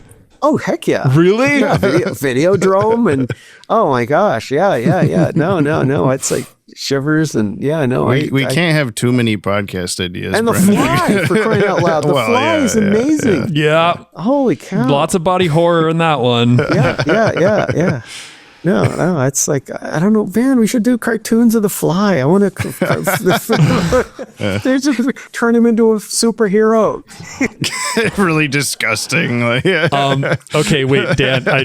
Jamie, I apologize. I'm just going to sidetrack here. Feel free to delete all this. Dan, have you seen many A24 films yet? A few. My son is really into them. Okay. Have you seen Beau is Afraid? No. This is my new obsession. But that is the one that my son saw that, and he's like, I'm glad I saw it. But yeah, Brian had thoughts about it. I don't know if I could see it again. I have been obsessing over it. Similarly to like what your son said, like I can't say that I love the movie, but maybe I do. It is 3 hours of straight discomfort. Yeah. But it is so well done. And the acting is insane. And it's horror adjacent. It's not a straight up horror movie. Right. Man, definitely. If you have 3 hours Brian, did you know that one shot of an explosion was first used in Where There's Smoke at several points in the episode? Thanks, Jamie. It's first used when the mutant leader's torch is blown up, and then when Robin destroys the grenade launcher, and then when Batman punches the mutant leader, and then when one of the first explosions in the cinema, and finally when Batman throws an explosive batarang to provide the children with an escape. That one just flash of like puffy red smoky fire happens like 7-8 times. Yeah. We were throwing. What happened? I think we had weak animation on our explosions, and we're covering them with that. Really? And I think so. I think it was that. I think we just probably didn't get the strongest timing, and it didn't look as good. So we just kind of because those are all built in editing. Those are all the things that right. And we actually we made those explosions. One of the background painters painted the frames. We borrowed frames essentially from like Looney Tunes when they did these cool explosions, and they thought it would try to and we had different timings on them, and we would flop them and do all sorts of different things with them, but they are very noticeably the same thing. I noticed that this time around going, wow, man, I wish we had gone with a different explosion, because we were doing a lot of stuff where we were like borrowing TMS explosions from Superman onto things and climbing them onto things. And in this case, to be honest, I never notice it. I'm like now I'm trying to catch things, but I don't know if the general public notices it that much as you would, or someone as detail obsessed as James is. I think it's because it goes so fast with these ones. There's one that I'm going to try to describe this without spoiling anything, but there's one from a later movie by TMS that appears in every do you want Justice me to League just, episode at some point. No, you're good. Yeah. Keep putting it back. Okay. Yeah, put it back on. Yeah, I know exactly which one you're talking about. Yes. Yeah. Yeah, that one holds for a good 2 or 3 seconds sometimes. So it's like, okay, yeah, it's obviously that, but yeah, but there's a certain explosion where it's a place, and when it blows up, that we have we have to cut and frame right after the noticeable thing gets out of the frame. Yeah. Because exactly. Although it would be funny if you just saw a little bit of that every time or something. And then when we were doing Justice League, we came up with the different kinds of flash that we airbrush different pops of things for Batarang or hits and stuff, realizing that we could actually get away with color pops and things, and then we'd have different quadrants of the frame where they would be depending on where the punch is thrown or whatever. And because we were getting tired of the white frames that we used in the old shows, and it's fine. Well, I think these fiery punch ones from this one were also used in nighttime when Superman Batman is punching Bane as an extra this one must really hurt. It's almost like what Bane's seeing on the inside of his eyelids or something. Exactly. While we're talking about it, we can just go right into Keen effects. We've already talked about a lot of them from this episode. Yeah. I did really like, Brian, you think you looked away right at this 1 second, but it was as the Joker's broadcast is coming over the radio and it cuts to the guard and he's just going just gasping, and there's all these anime lines, like shock lines coming off of his face or whatever. Yeah, nothing about that guard was keen for me. I gotta say, anti-keen, just so scary. There's the black dots and the eye lines, but it's all flesh tone, and oh my god. That's based on sort of old Filmation cartoons, which makes sense. Because they realized we don't. And even Hanna-Barbera used to do that too, because it was we don't have the time and the budget to paint out the eyeballs, so they would save that for cartoony characters with bigger eyes, and anything that was supposed to be realistic, it's the flesh color. Yeah, I feel like that's a Hanna-Barbera staple. It kind of did. And a little bit of trivia from this that I should mention. When I was a little kid, my brother collected comics with this grown man that was.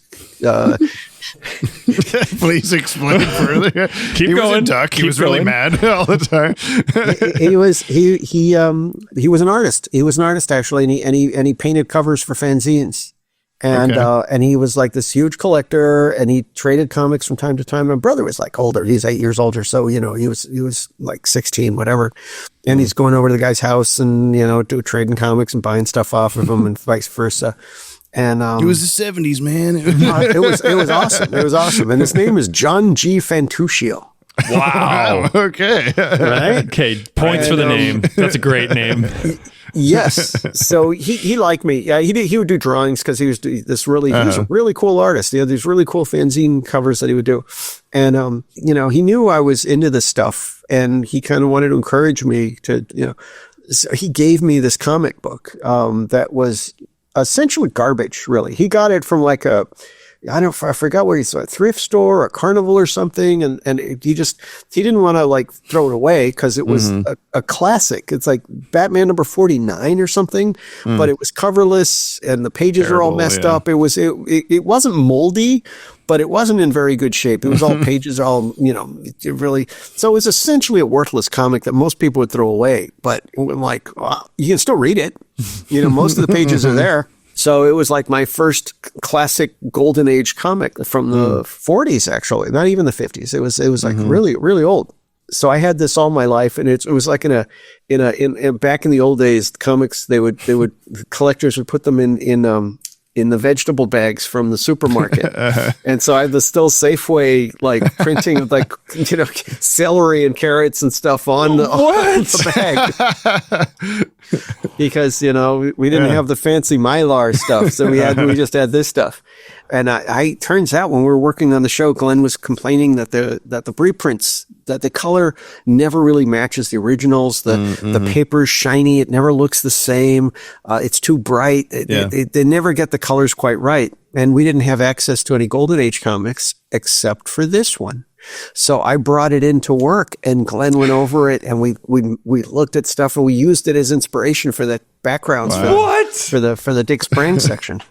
That match the color palette. Yeah. Awesome. So, and I'm really bummed because I lost touch with Mr. Fantuzio.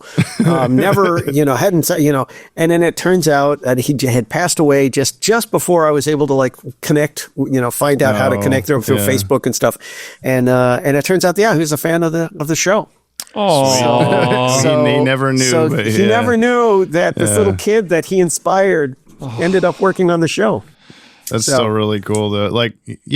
He knows now, right? Because you told the story. Yeah. And the really cool thing, he's passed away, so I think it's okay. I can tell the secret. It's not like the KGB is going to get me. He worked for the CIA. What? Okay. Or did he just tell you that? No. We never knew this at the time. We just nobody knew what he did for a living. It was just, but he was an illustrator for the CIA. How? That's a job? Yeah. Illustrator for the CIA. Man. Right? That's pretty cool. Right? How cool is that? I'm jealous. Wow. Much like this episode, I could just say, that didn't happen. You were knocked out half the time. It's too ridiculous. Well, the other weird thing about it was that, he had this really cool name. And we used to see if his artwork, he used to, his name was written in a scrolly thing. It was so cool. And we actually named the drugstore that we used to buy our comics from that was right next to his place. So it was Fantuzio's drug fair. What? Yeah. Well, we had to differentiate between the other one that was closer to our house. So it's okay, so that's our regular drug fair, but there you go. Okay. So, every now and then my mom's like, oh yeah, I'm going to go to Fantuzio's. Might as well be, yeah. Keep it alive. I love that. Well, I think that's the keenest effect in the episode, so. is this knowledge that we have. Yes, agreed.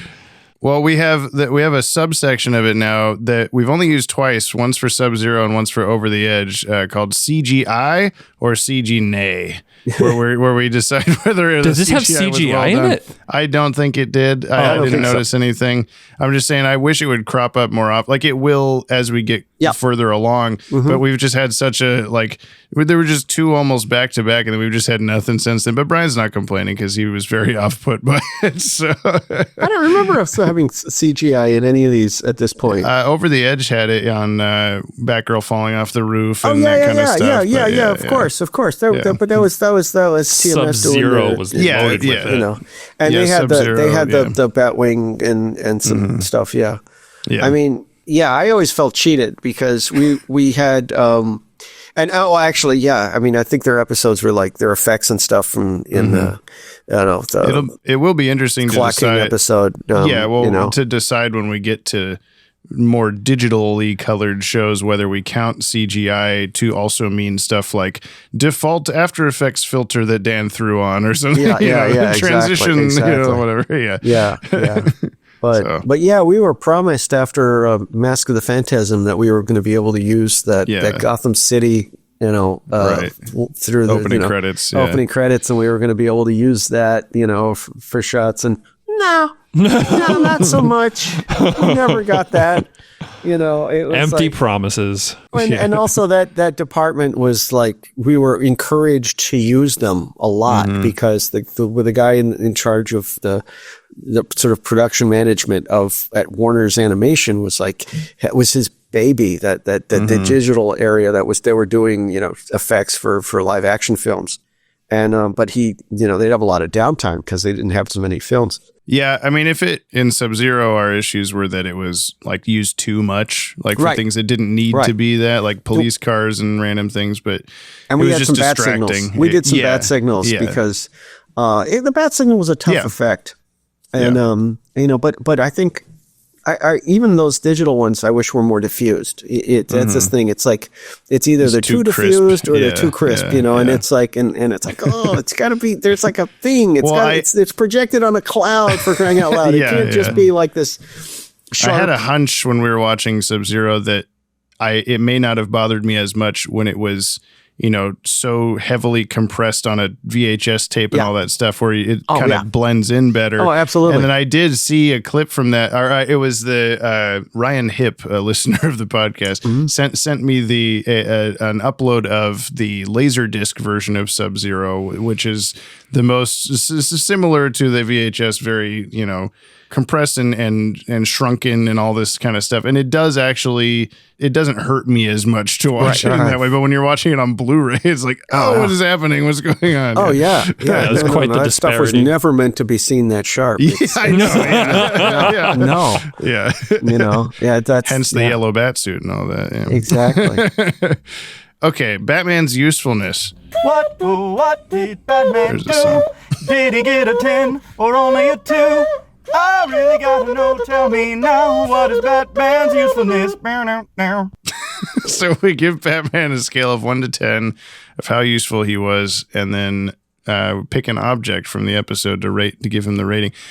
I guess, or if we're counting just like actual real Batman in the Batman cartoon, then I guess he did all he needed to do. He detectived his way to Firefly and stopped Firefly and saved the children.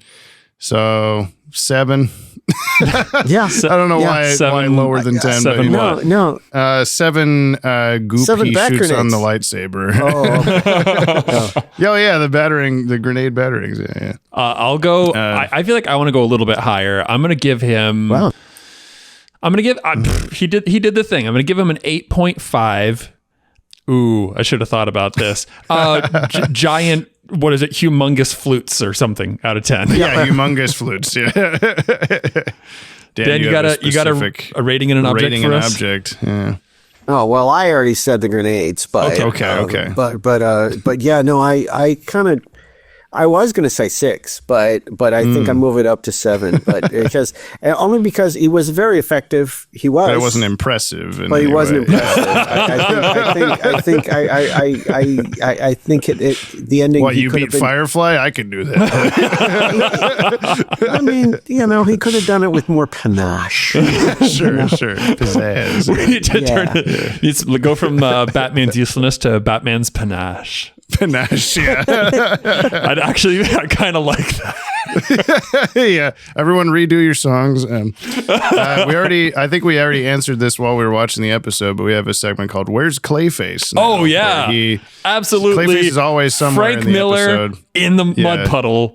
Oh, absolutely. Yeah. As soon as he bubbled and stood up, you're like, "There's Clayface." Before we were even done watching the episode, there cannot be another option in this. Yes.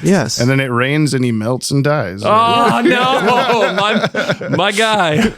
That is funny. Yeah, Clayface could easily mock himself. Could just pretend to be Batman, the Frank Miller Batman, and walk around. Yeah. It is actually it's one of the more obscure little bits that we do in this podcast, but it's the one that I think takes the most sometimes the most imagination of where is he? And sometimes he's like, oh, he's that pile of rubble.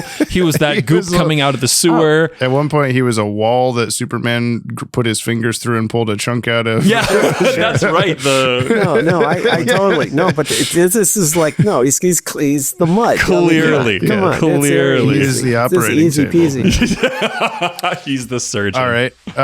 As we always ask, and Dan, we will again never explain what this means because we don't know what it means. But do you feel like this episode was books or hip hop?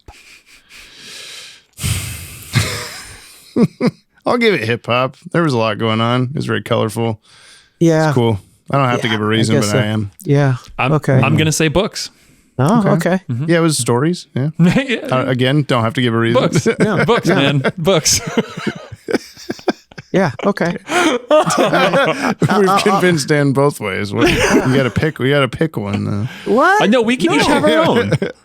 Well, you know what? Honestly, I do think it's books only because I always think of it as it's an adaptation. It's an interpretation of something. That's where I was coming from. So there you go. There you go. Okay. Suck it, Jamie. It's all valid. They're all equally valid, including mine. Absolutely. All right. We're on the last little segment we do, which is whether we put it on our individual top 10s for the new Batman adventures specifically. So it's not counting any of the Batman the Animated Series episodes or Superman or anything else going on right now. Yes. For me, yes. Absolutely. Okay, here's my reverse top 10 so far for new Batman adventures. I've got Double Talk at number 10. Mm-hmm. Old Wounds at 9 might surprise you, Dan. It's not as high as some people were mad at me. Joker's Millions at 8. And Sins of the Father, You Scratch My Back, The Ultimate Thrill, Never Fear, Over the Edge, Holiday Nights, Growing Pains at number 1. Yeah. Really? Yeah.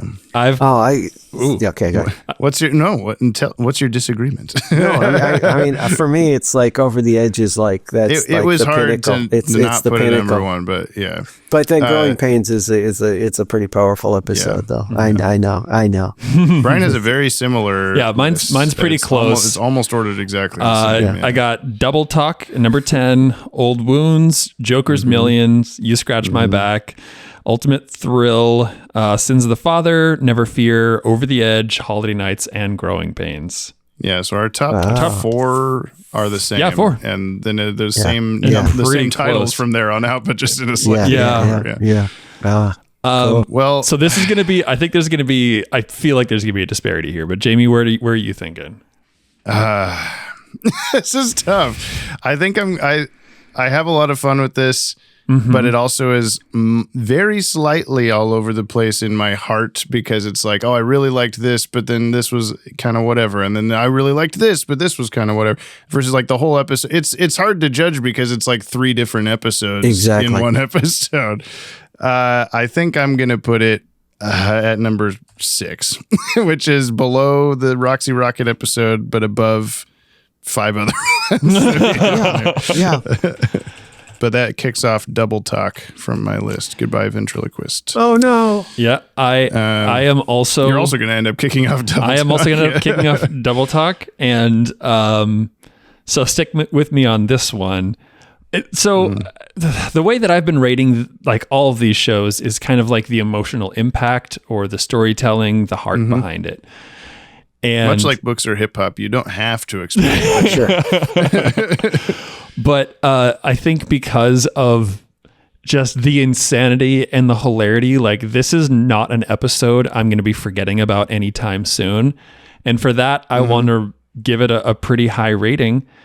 I'm going to put it at number 4 between Never Fear and Over the Edge. Wow. Dan, you only have 3 on your list from the 3 we've had you on for, which are Riddler's Reform at the top, Blast from the Past below that, and then Zatanna at actually number 10. You've put a number to that one. Do you want to give this one a number on your top 10, or do you want to just place it among those 3 other choices so far? Wait, which ones were what? Riddler's Reform, Blast from the Past, which was the Jack Sirmala, and Zatanna. Yes. You're always having to rate episodes you directed. Also, no. I have an aversion Which is your favorite child? To rating anything. Yeah, I don't rate things because it's always sort of like, I don't like it today. Oh wait, I like it tomorrow. Right? I liked it yesterday. Do you want us? You don't need to give it. Do you want us to take number 10 off of Zatanna, or do you want to leave it there to make a point? That it's always a bottom. No, it's if you had 100, it would be like tell you it'll stay number 10. Somehow, it would be 90. You know what? I have big issues with it. I love the voice acting and I love the tone of it. But there's so much that Brian's changing the 10 to an 100. He's putting it at 90. No, like you said, Dad, I just changed this can be your top whatever. So Zatanna is now currently 90, and Riddler's Reform and Blast from the Past are unlisted, so unnumbered. So there you go. I like Blast from the Past is fun. It's a good one, and the Riddler's Reform is it's one of my favorite ones. But but I think I like Baby Doll and a bunch of other stuff. A lot more than that. So, but I like Riddler's Reform a lot. I'm very proud of that. It's sort of like the one kind of correct Riddler episode. Right. Yeah. No, agreed. Well, you don't have to make a choice, but you do. So where are you putting it? It's enforceable by law that you must put it on. No. It's above Blast in the Past a little bit. Yeah. Only because there's so much, it means a lot, that this sort of tribute to the past is so strong. Is it above Riddler's Reform or below Riddler's Reform? That's the tough one. I don't know. I don't even know how I feel about that. Yeah. I don't know. Riddler's Reform came out pretty good. I don't know. Yeah. We could put it on the same line if you want. Yeah, there you go. That's it. It's on Riddler's the same Reform / Legends of the Dark Knight. Okay, cool. Wow. There you go. The last little bit of that then, Brian, is do we put this on the Yop 10, which is the top 10 of all the shows combined so far? Ooh, that's really hard. Does this make it to where you have to kick Beware the Grey Ghost off of the list? Like, does that? No, I can't. Okay. That's the ultimate decision for you. Why that's not like my number one for BTAS is beyond me. Beware the Grey Ghost is just... Oh God! Yeah. I've forever screwed up the top 10 or the Yop 10 because I can't kick Beware the Great Ghost. Similarly, but I forgot to. What about Critters though? What about Critters? We just did Critters. Yeah, we've watched it. It didn't make the top 10. Do you want to put Critters on your list, Dan? I know. It did hurt me. Okay. It did hurt me a little bit. It's okay. And I do like Holiday Nights a lot. I think the animation in that came out really great. So I'm yeah. Well, Brian, you're not doing it then, probably? No. Okay. I don't think I am either. My number 10 is Ghost in the Machine, and that one just has I like the vibe of that one a lot. Yeah. It's a TMS one, and it has a lot of good heart to it. It's tough because again, with me, it's also going to be difficult to kick anything off of this because like Ghost in the Machine and then the next one up is Almost Got Him and then Heart of Ice and Two-Face and On Leather Wings, the best episode that everyone loves so much. I know. I love that. I mean, it's funny. We have our Yop 10, which is, again, our top 10 for everything. And then we have a space, and then at number 11, we each have Bullet for Bullock. As one that it's an honorable mention for all time. It never gets to leave you. No. Yeah. Okay, well, we're going to go to the future to do the mail, and then we'll come back to end the podcast with Dan. And here's the sound effect. Good morning, babies. Morning, babies. Can you say hello? Hello. Okay, thank you. He said hello just to Brian. Anyone listening? Not you. Not for you. Brian and I are doing like super speedy mail because it's already like a 2-hour podcast with Dan. So don't be offended if we don't read your shit. And also, if there's like little bits of your like lore that you like to continue throughout your messages and you get skipped, just pretend like you didn't do that this time and just copy paste that part into the next one. You know what I'm saying? I don't know. I'm just a zany guy. I don't know what's marked or not marked. I'm going to click on random shit. Okay. Anyway, oh wait, if you'd like to reach out to us like the fire hand of the end of world's finest part 3, you can leave a punctuated, what do I say now? Send us a short ass email, an email for your ass, batwagonpod@gmail.com. 60-second voice message is also acceptable instead of an email, not in addition to an email. Okay. They're two different things. We don't have time for this. Or you can leave a comment on the Pod Tower YouTube channel. Okay. Or you can also now leave a comment on Spotify. That's a thing that you can do. And Brian gasped because we're definitely not re-recording this part because my entire soundboard turned off. I'm just hearing this information for the first time. For the very first time in the controversial Airdate order. I take Brian through what I say about mail. Yeah, there's Spotify comments now also, so if you wanted to do that. But anyway, this is Jimmy, from Dylan. What is this? Oh, you have quite the sunlight in your eyes. Where did that come from? Close the window while you listen to the Dylan Pollock voice message. Here it is. It's time for the Thoughts of the Week from Dylan Pollock on Legends of the Dark Knight, or ACOM could never dream of doing this episode. I'm sure we'll all agree on this, but Michael McKean works really well for this like Golden Age Joker. Golden Age or Silver Age? James, what's the difference? You know. What era is which? Time. Also, I knew I recognized the old-timey Batman voice. It's Space Ghost and the Blue Falcon. Would have been better if they had gone to Adam West for this. Also, these Joker puns are killing it with the Beethoven's Last Movement, Don't want to end on a sour note. Not done fiddling. I was loving it. Love a good pun. Also, if you like this Dark Knight Returns, I hope you've seen the Dark Knight Returns animated movie they did. Michael Ironside, the voice of Darkseid, is awesome as this, but Peter Weller, the voice of RoboCop, is also great in the movie. That's very also, true. when one of the goons says, "Leader Peg Batman UC," oh boy, does that not mean what you once thought it meant anymore. I could barely understand what you're not sure what they mean. Time for the question of the week. James' favorite part. With the voice of Darkseid now voicing Batman in this episode, who else in this show would you be able to see voicing Batman? I could see Aaron Kincaid doing a cool version of Batman, or Richard Mole too. Obviously, nobody's replacing Kevin Conroy, but who else are you like, yeah, I think that'd be cool. Tim Daly. He voiced Batman last episode. Fucking Tom Waits. Give me that drunk-ass Batman. He's asking a person that's already in the show that could voice Batman. Tom Waits. Yeah, okay, that's right. He voiced the Riddler. I don't know. I don't have a good answer, Dylan. I'm sorry. We're doing fast mail. The golden age of comic books was 1938 to 1956, and the silver age was 1956 to 1970.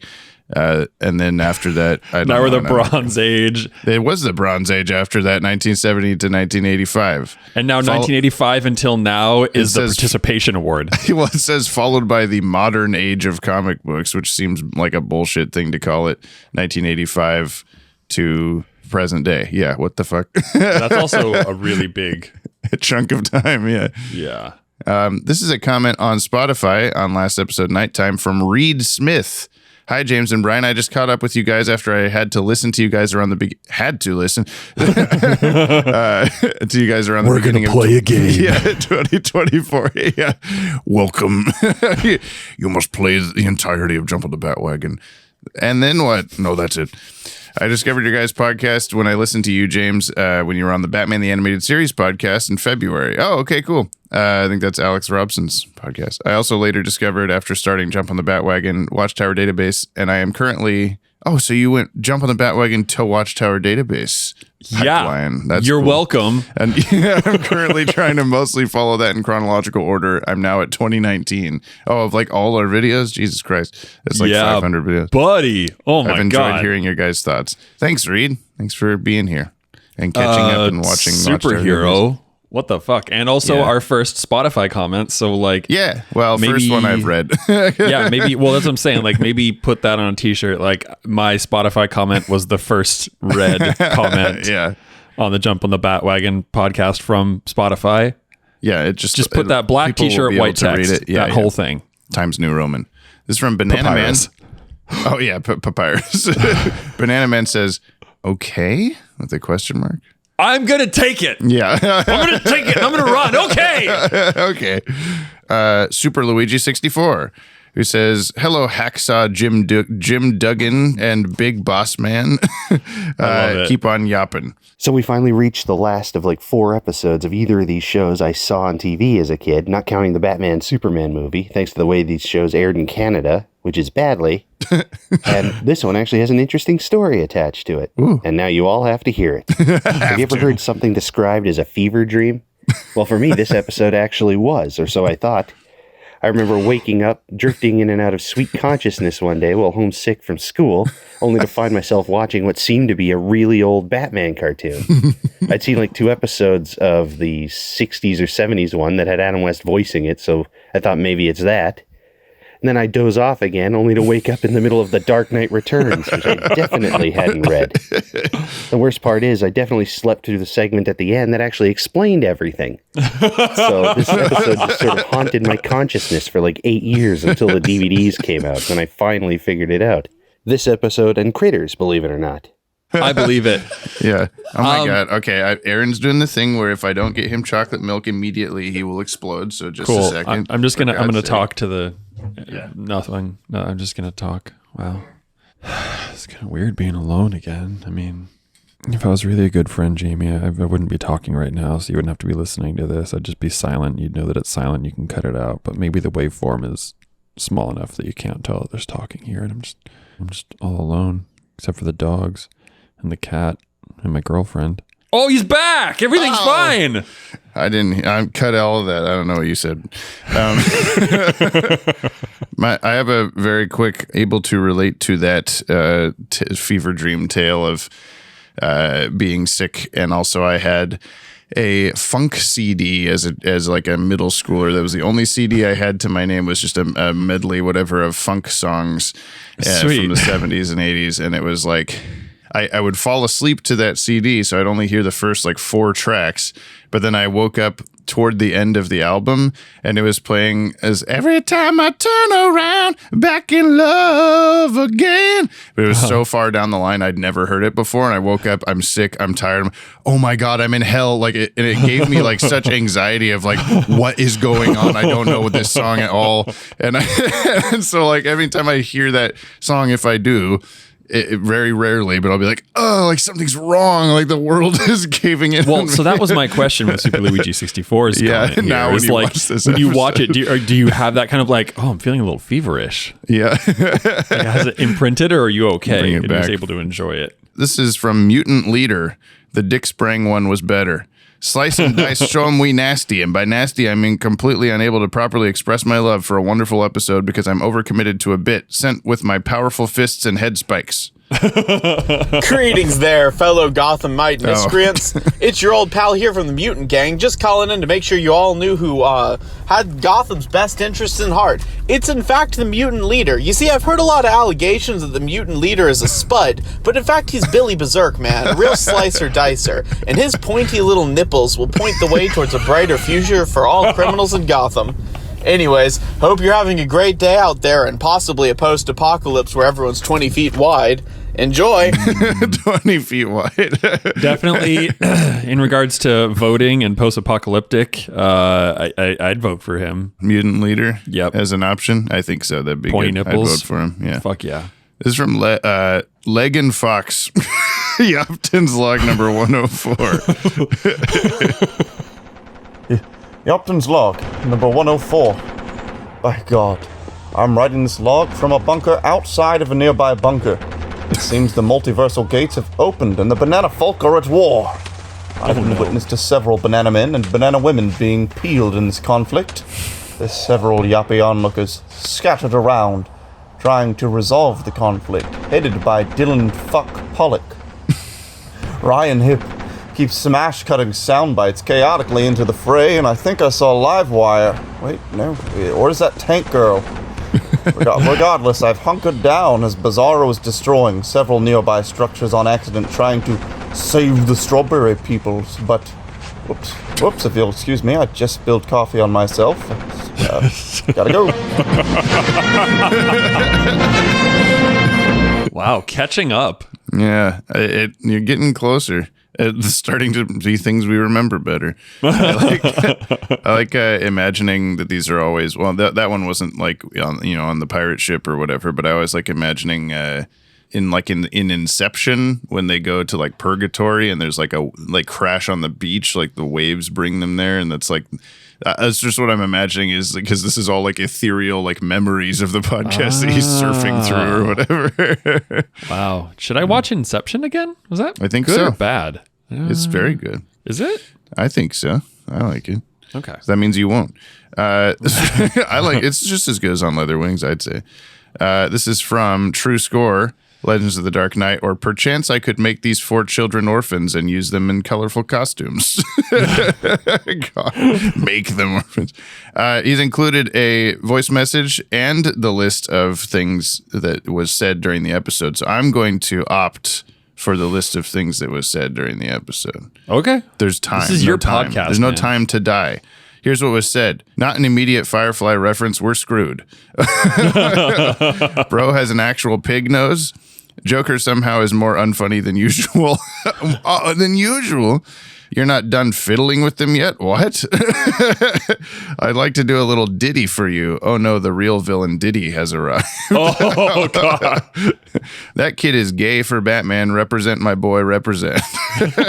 Mutant Leader must be gay for Batman too, with those lines about eating Batman's meat. I love how all these guys are in shadow. They really just moved around that animation cell like it was an invisible PNG when he was flying. Yeah. No way that light is that bright. Ayo, what the hell did he spray on Firefly? Look kind of like, never mind, actually. Thank you. Thanks, Brody. I forgot about his little pocket fire extinguisher. Pocket goop. Never forget. Pocket goop. This is from Jordan Newman. Gotham Gazette /GCN/Gotham Tonight /musical moment. We did talk about Gotham Gazetto on the newspaper. Oh, I know. It was like a square Gotham Gazette circle, but it just made it look like Gotham Gazetto. You're listening to GCN, Gotham City News with Jack Ryder. Tonight's top story, Batman confronted Firefly at an abandoned theater. Fortunately, he was able to thwart his plans, and it's a normal night in Gotham.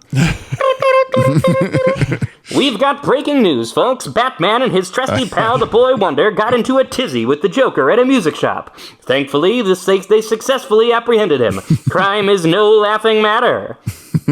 Wow. This just in. Tonight, the criminal vigilante known as the Batman beat the leader of the mutant gang within an inch of his life. Will the Bat continue his killing spree? Stay tuned. Now over to the music. I, of course, really love the over-the-top campy music that plays in the first one, and obviously a focus on musical instruments. But in the second story, I really loved the electric guitar-heavy kind of grunge music that was going on, because it really reminded me of a show that'll turn up later in the DCAU called... Thanks, Jordan. Love it. Kyle says bat nipples or bat no thanks. I'm deliberately choosing not to mention the election this week. Wait, never mind. I accidentally did. Anyway, on to my voice message.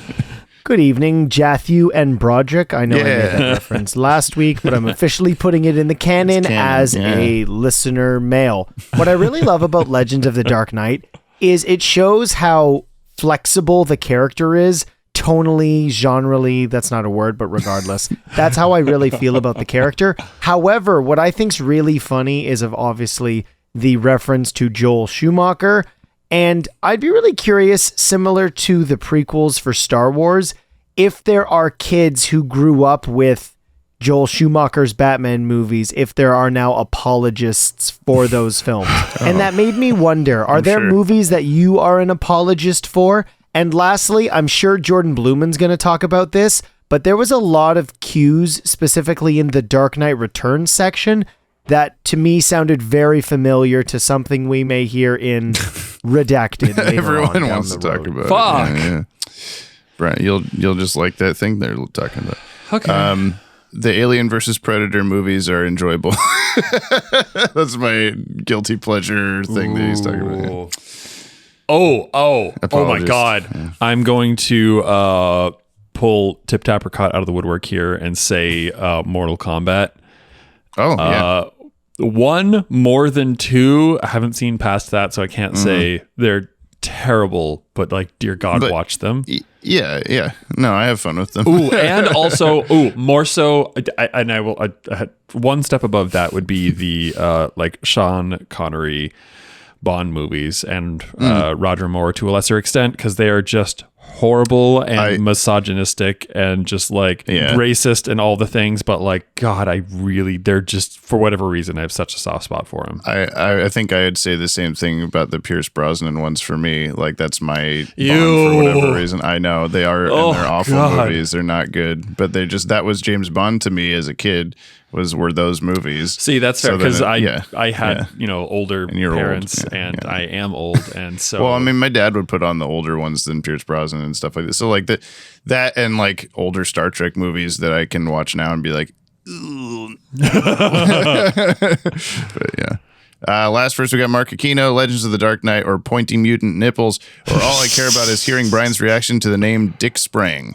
Dan said it so many times, and you never even like cracked because he was here, I'm sure. But no, I did have one of those like, wait, what did he say? Because I didn't know the artist's name, and so it was just like, what the fuck is a Dick Sprang? Yeah. And then I was like, so that's why I didn't crack, because I like would have laughed, but then I was like, wait, what the fuck is that? So I was listening to Dan, and then I realized, okay, it's Dick something. He's a comic book artist, and then he said it a few more times. I'm like, Sprang? Like, that's a weird how. Can I hear that in a different language? Like, because in American English, it's so Sprang. Yeah, well, we've done some shorts where we mention his name, and people will comment like Dick what? Or like what is his name or whatever. Get educated. The great Guillermo del Toro once said something in a documentary about Christopher Nolan's Dark Knight trilogy that I think echoes a lot of what this episode represents. We live in the 21st century, and our Ulysses and our Achilles are Batman and Superman. For many of us, those are the sagas that we took to heart, and growing up with mythology like that, reading the comics of Batman, you hear your own Batman. Through that narrative, we process the world. It's like a religion. Each man has his own Jesus. Your Jesus can be vengeful and righteous, and my Jesus can be forgiving and loving, but there's no right Jesus in the same way there's no right Batman. Very Holy shit. No right Jesus. Is that the subtitle of the episode? No truer words have ever been spoken. That represents the brilliance of this episode. Every version of the Bat that is shown here is valid. Every interpretation of Batman throughout the decades is valid, no matter what it is. It's a love letter to Batman's history and to us, the fans. I was thinking about that when we were when listening back, editing the episode, was like, I wonder when it'll come around that some Batman show or cartoon or whatever will do an episode like this, and there will be like a Bruce Timm chunk or something. Like it's that embedded in the zeitgeist now or whatever. That it's because I mean, even we've already had that with like there was a Fairly Odd Parents like event, I think Channel Chasers or something like that, where they're like hopping in different TV shows, and it's not like exact. It's just like, oh, they're puppets now. It's like Sesame Street, or they're this thing. It's like this show. Okay. And there was one that they hop into there's the bird cage instead of the bat cave, and it's just a big bird cage, and the whole thing is Bruce Timm style for like 10 seconds or whatever. And I watched that chunk of that episode so many times, like, oh my god, this is so cool. So yeah, but that must not canon considering it's not Batcave. No. I think it's just interesting to think of a possible DCAU looking like, oh yeah, it's like this Batman or whatever. The way they emulate the styles of Bob Kane and Bill Finger, Jerry Robinson, and Frank Miller is so cool, and the attention to detail is truly a wonder to behold. That shot of Batman gliding across the screen, blowing into the big saxophone with his cape fluttering in the air, brings all the joy. In case it hasn't been made clear, I love this episode. Easily one of my all-time favorite episodes of the DCAU. One of the top 3 best of TNBA. I love it. I love it. I love it. I would say top 4, but yeah, I would say top whatever. I did 6, I think. 6. Boss Begoost Bear Hugs to the number. I don't know what this is. Number 1 podcast host of this here multiverse of ours, Jerry Goldsmith and Boingy Boingy Boingy. Praise to our Lord and Savior Dylan Pollock. Keep up the great work on your own podcast. Remember to tell Gab that she rules. Likewise to all his loyal disciples, all the names, even the names that I didn't read this week. And of course, all the Awesome Sauce listeners of this Yoppie community of ours, you're all the absolute best. Don't you ever forget that. Comfortable sigh. God, I love this episode. hey, aren't you going to follow up on that cliffhanger from your comment last week? You're not the boss of me. Till next week, banana smoke bomb. That'll be blown out by a banana old whoosh because I just flew away, baby. That's the mail. Thank you, everybody that wrote in mail, even if you, Brian, say something funny to end this mail segment. One time I was walking in, I was like, it was nighttime, and I was going to let the dogs out, and I stubbed my toe. All right. And now the sound effect happened, and we're back. Brian, I tell you the name of the next episode. You try to guess what it is about. Okay. And what show it is, because we're flopping between Batman and Superman right now. Right. The episode is called Girls' Night Out. Batman. It is Batman. Yes. What do you think it's about? Girls' Night Out. I'm going to guess it's Batgirl. And... do we have another protagonist female? Do we? We must. I'm just drawing a blank at the moment. I'm hesitant to give you clues. Yep. But what?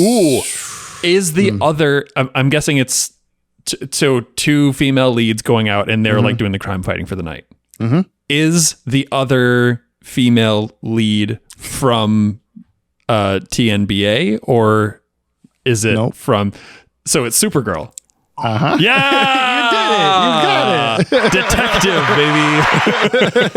baby. It's another crossover episode. Exactly. Cool.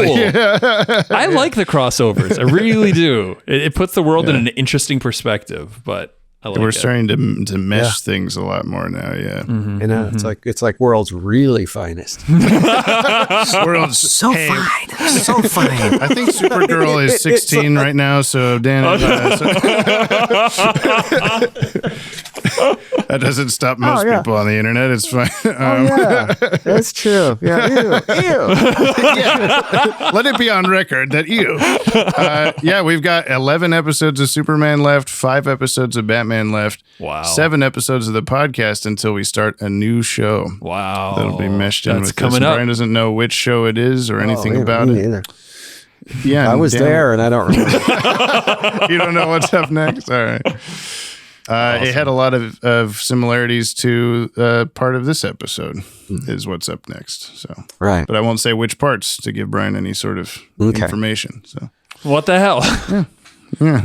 Okay, thanks for that. There's been a couple times where I'm like, another new show, and then he goes like, please tell me it's the Zeta Project, and it never is.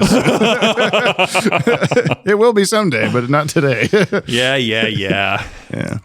Well, that's it. That's all the stuff. There's a lot of stuff we do, and thank you for sitting through all of it and dealing with our BS. No, it was a blast as usual. It's been. Thank you. I'm glad you have fun doing these, because sometimes I'm like, oh man, are we wasting Dan's time?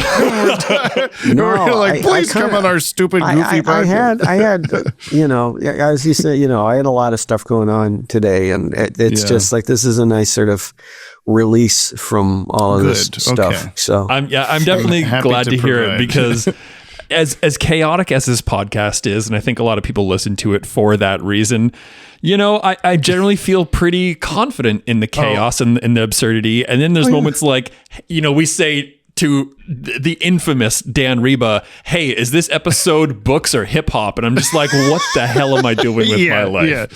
And I'm glad that you're rolling with the punches on this one. I appreciate you. I get it. We had an Apple Podcasts review that I don't remember if I read it on the podcast or not, but it was a few months ago, and it was our only non 5-star review so far. There was 2 stars, and it was someone that was really pissed off because they were a fan of the Watchtower Database videos. They came and listened to the podcast, and they're like, this is nothing like those, and they're just so like goofy and stupid, and they won't stop laughing, and they won't shut up, and they won't start, you know, all this stuff. And I'm like, okay, dude, I get it. You're right.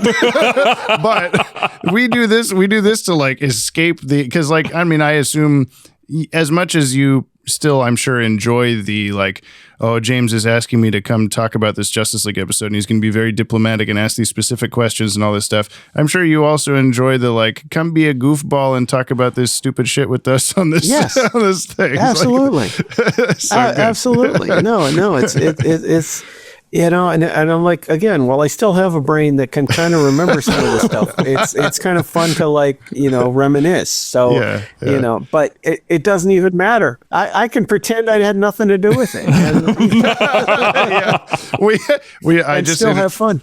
I just interviewed Jim Krieg for the Intergang podcast, and he was talking about like, that's my main philosophy is like, if you really liked something about something I worked on, like that was me. And if you really hated it, I don't know, that was some other guy. I was like, I'll take that to heart, I think. Anything that people don't like about the movie that Brian and I made together, that was Brian. Yes, that was all my fault. By the way, did you ever see the Spider-Man movie that Jim Krieg did? Yeah, Viva Spider-Man. We watched part of that to ask questions about it. It's awesome. It's my favorite thing because I grew up watching that cartoon. Yeah. And it's funny is that he picked all his cues off of the second season, which I hated as a kid. I only liked the first season because the Bakshi stuff was just like all like weird background colors and weird, like, you know, the repetition of all the, you know, I was like, oh my gosh, these swinging forever. And then I watched that and I went, wait a second. Oh my gosh, those old cartoons were cool. And I actually like went back and thought, you know what? There's a weirdness, but a coolness to them that I kind of got into it now. Yeah. I learned to appreciate it. So. Okay. Well, I'm gonna have to look into Viva Spider-Man. Yeah. It's pretty short. It's on YouTube, I think. Also. Yeah. Oh, okay. Yeah. Yeah, anyone listening to this that's like, what the hell are you talking about? Check out our Jim Krieg interview. I think it's next week. I finished editing it yesterday. Yeah. So, yeah. No, he's the best Peter Parker ever. People go, oh, you like Tom Holland? You like him? I'm like, no, I like Krieg. I like Krieg. Krieg's my favorite. You should just lead with that. Don't say who you're talking about. Just, I'm a Krieg Spider-Man fan myself. the real OGs will know. Yeah. Yeah. Well, thank you, Dan. We'll let you get at it. Oh, yeah. You'll plug things. Plug things. That's true. I'm going to be Stan Berkowitz and I are going to be at the Lost Con on December 1st. I hope you find it.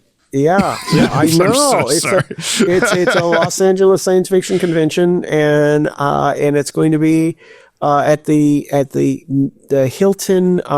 The Los Angeles airport by LAX. Oh, okay. Yeah. Hilton there. There's two of them. I forgot which one. So look for the ones with Teen Titans cosplays coming out of it. Yeah. But it's more of science fiction than it is comic book. But Bob Miller is going to be moderating the panel. Okay. So Jamie, we got to get to one of these. I know. Dan, I gotta commission you for a drawing one of these days. Ooh! Draw his Bullock tattoo. Oh my God. Somebody asked for Batman Beyond thing, and he's like, oh, I'm going to make a tattoo out of this. I'm like, oh. Okay. After you've already drawn it. It better be good. I mean, I don't have the needle, so it's like I didn't have to do it to him. So I'm safe. If it's bad, it wasn't you. If it was good, it was. I'm sure I will bug you about being on future episodes. We try to spread them out for your own sake, but yeah, we love having you here and getting all the insight and all that stuff. No. If I'm able, I will. Appreciate that, Dan. Yeah, you are the best. Yeah, no, I turn other people away. I go, no, I'm too busy. Oh, good. Yeah. You got to listen to this over and over again. I mean, I appreciate the preferential treatment. Yes. Don't know what I did to deserve it. Do it for Brian. I'm glad. Yeah. It's just because my last name is Manili. Is that what it is? Right. It's a great name, man. Joe Manili. Man, I gotta do some like genealogy research because there's. I was gonna say, there's a non-zero chance that we're related because. I mean, how common? I mean, the name's not. I mean, they're the only other one I know. Yeah, no, there was a Facebook group back in like the early 2010s called Manilis of the World Unite. And every one of us were like, it's such a weird last name. Yeah. And we found out every single one of us had like, there was always the like, that your great grandfather is my great grandfather or whatever. Like, yeah, we're all pretty linked with not very many points. Well, if you find out you're related to the artist, I'll never talk like good things about what you've done. It'll just be like I know this guy that's related to the artist and stuff. It doesn't matter anymore. Fair deal. Okay, well, I got to make sure the kids get into bed and all this stuff. Yeah. Me too. And I got to go. And by the kid, I mean Brian. Yeah, so. I got to get to bed, man. This time change is really messing me up. Gentlemen, it's been a pleasure. Dan, as always, thanks so much for joining us. Thank you for having me. Mm-hmm. Yeah, not gonna miss Legends of the Dark Knight. No, not at all. I like this one. Yeah, just as much or more maybe than Riddler's Reform. Looks like someone left us a present. He's gonna fry up there. I need a ladder over here now. Yeah, you get right on that. Now, who made the 911 on this?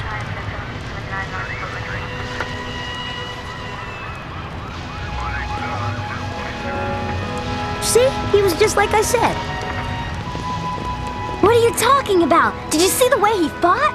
Yeah, but he also had that phone thing. And when he flew away at the end, I'm telling you, he's not human. Get off it. He's human. I don't know. I thought I saw fangs. Jump on the Bat-Wagon is hosted by the Watchtower Database. Subscribe to our YouTube channel for DC Animated Universe videos on a regular basis. This podcast is edited and produced by yours truly, James Strecker. Musical themes by Kimmy, Cooney Phoenix, Viltsu, Eric LeBeau, Jordan Blumen, my mother, and of course, my smooth co-host, Brian, Brother Broderick Meneely. To buy us a Yoppie beverage and hear your name read in a future episode, or to nab yourself a Yoppie Dude t-shirt, please visit the links in today's show notes. Thank you for supporting the show. You can hear more on today's DCAU episode by checking out our friends over on the DCAU Review and Tim Talk podcasts. Please leave us a 5-star review on your app of choice. You'll damn well hear it read on the show. If you'd like to reach out to us like the fire hand at the end of World's Finest Part 3, you can email batwagonpod@gmail.com or leave a comment on the Pod Tower. New episodes of Jump on the Bat-Wagon are released Fridays on all your favorite podcast feeds and watchtowerdatabase.com. And we'll see you next episode, same PP time, same poo-poo channel.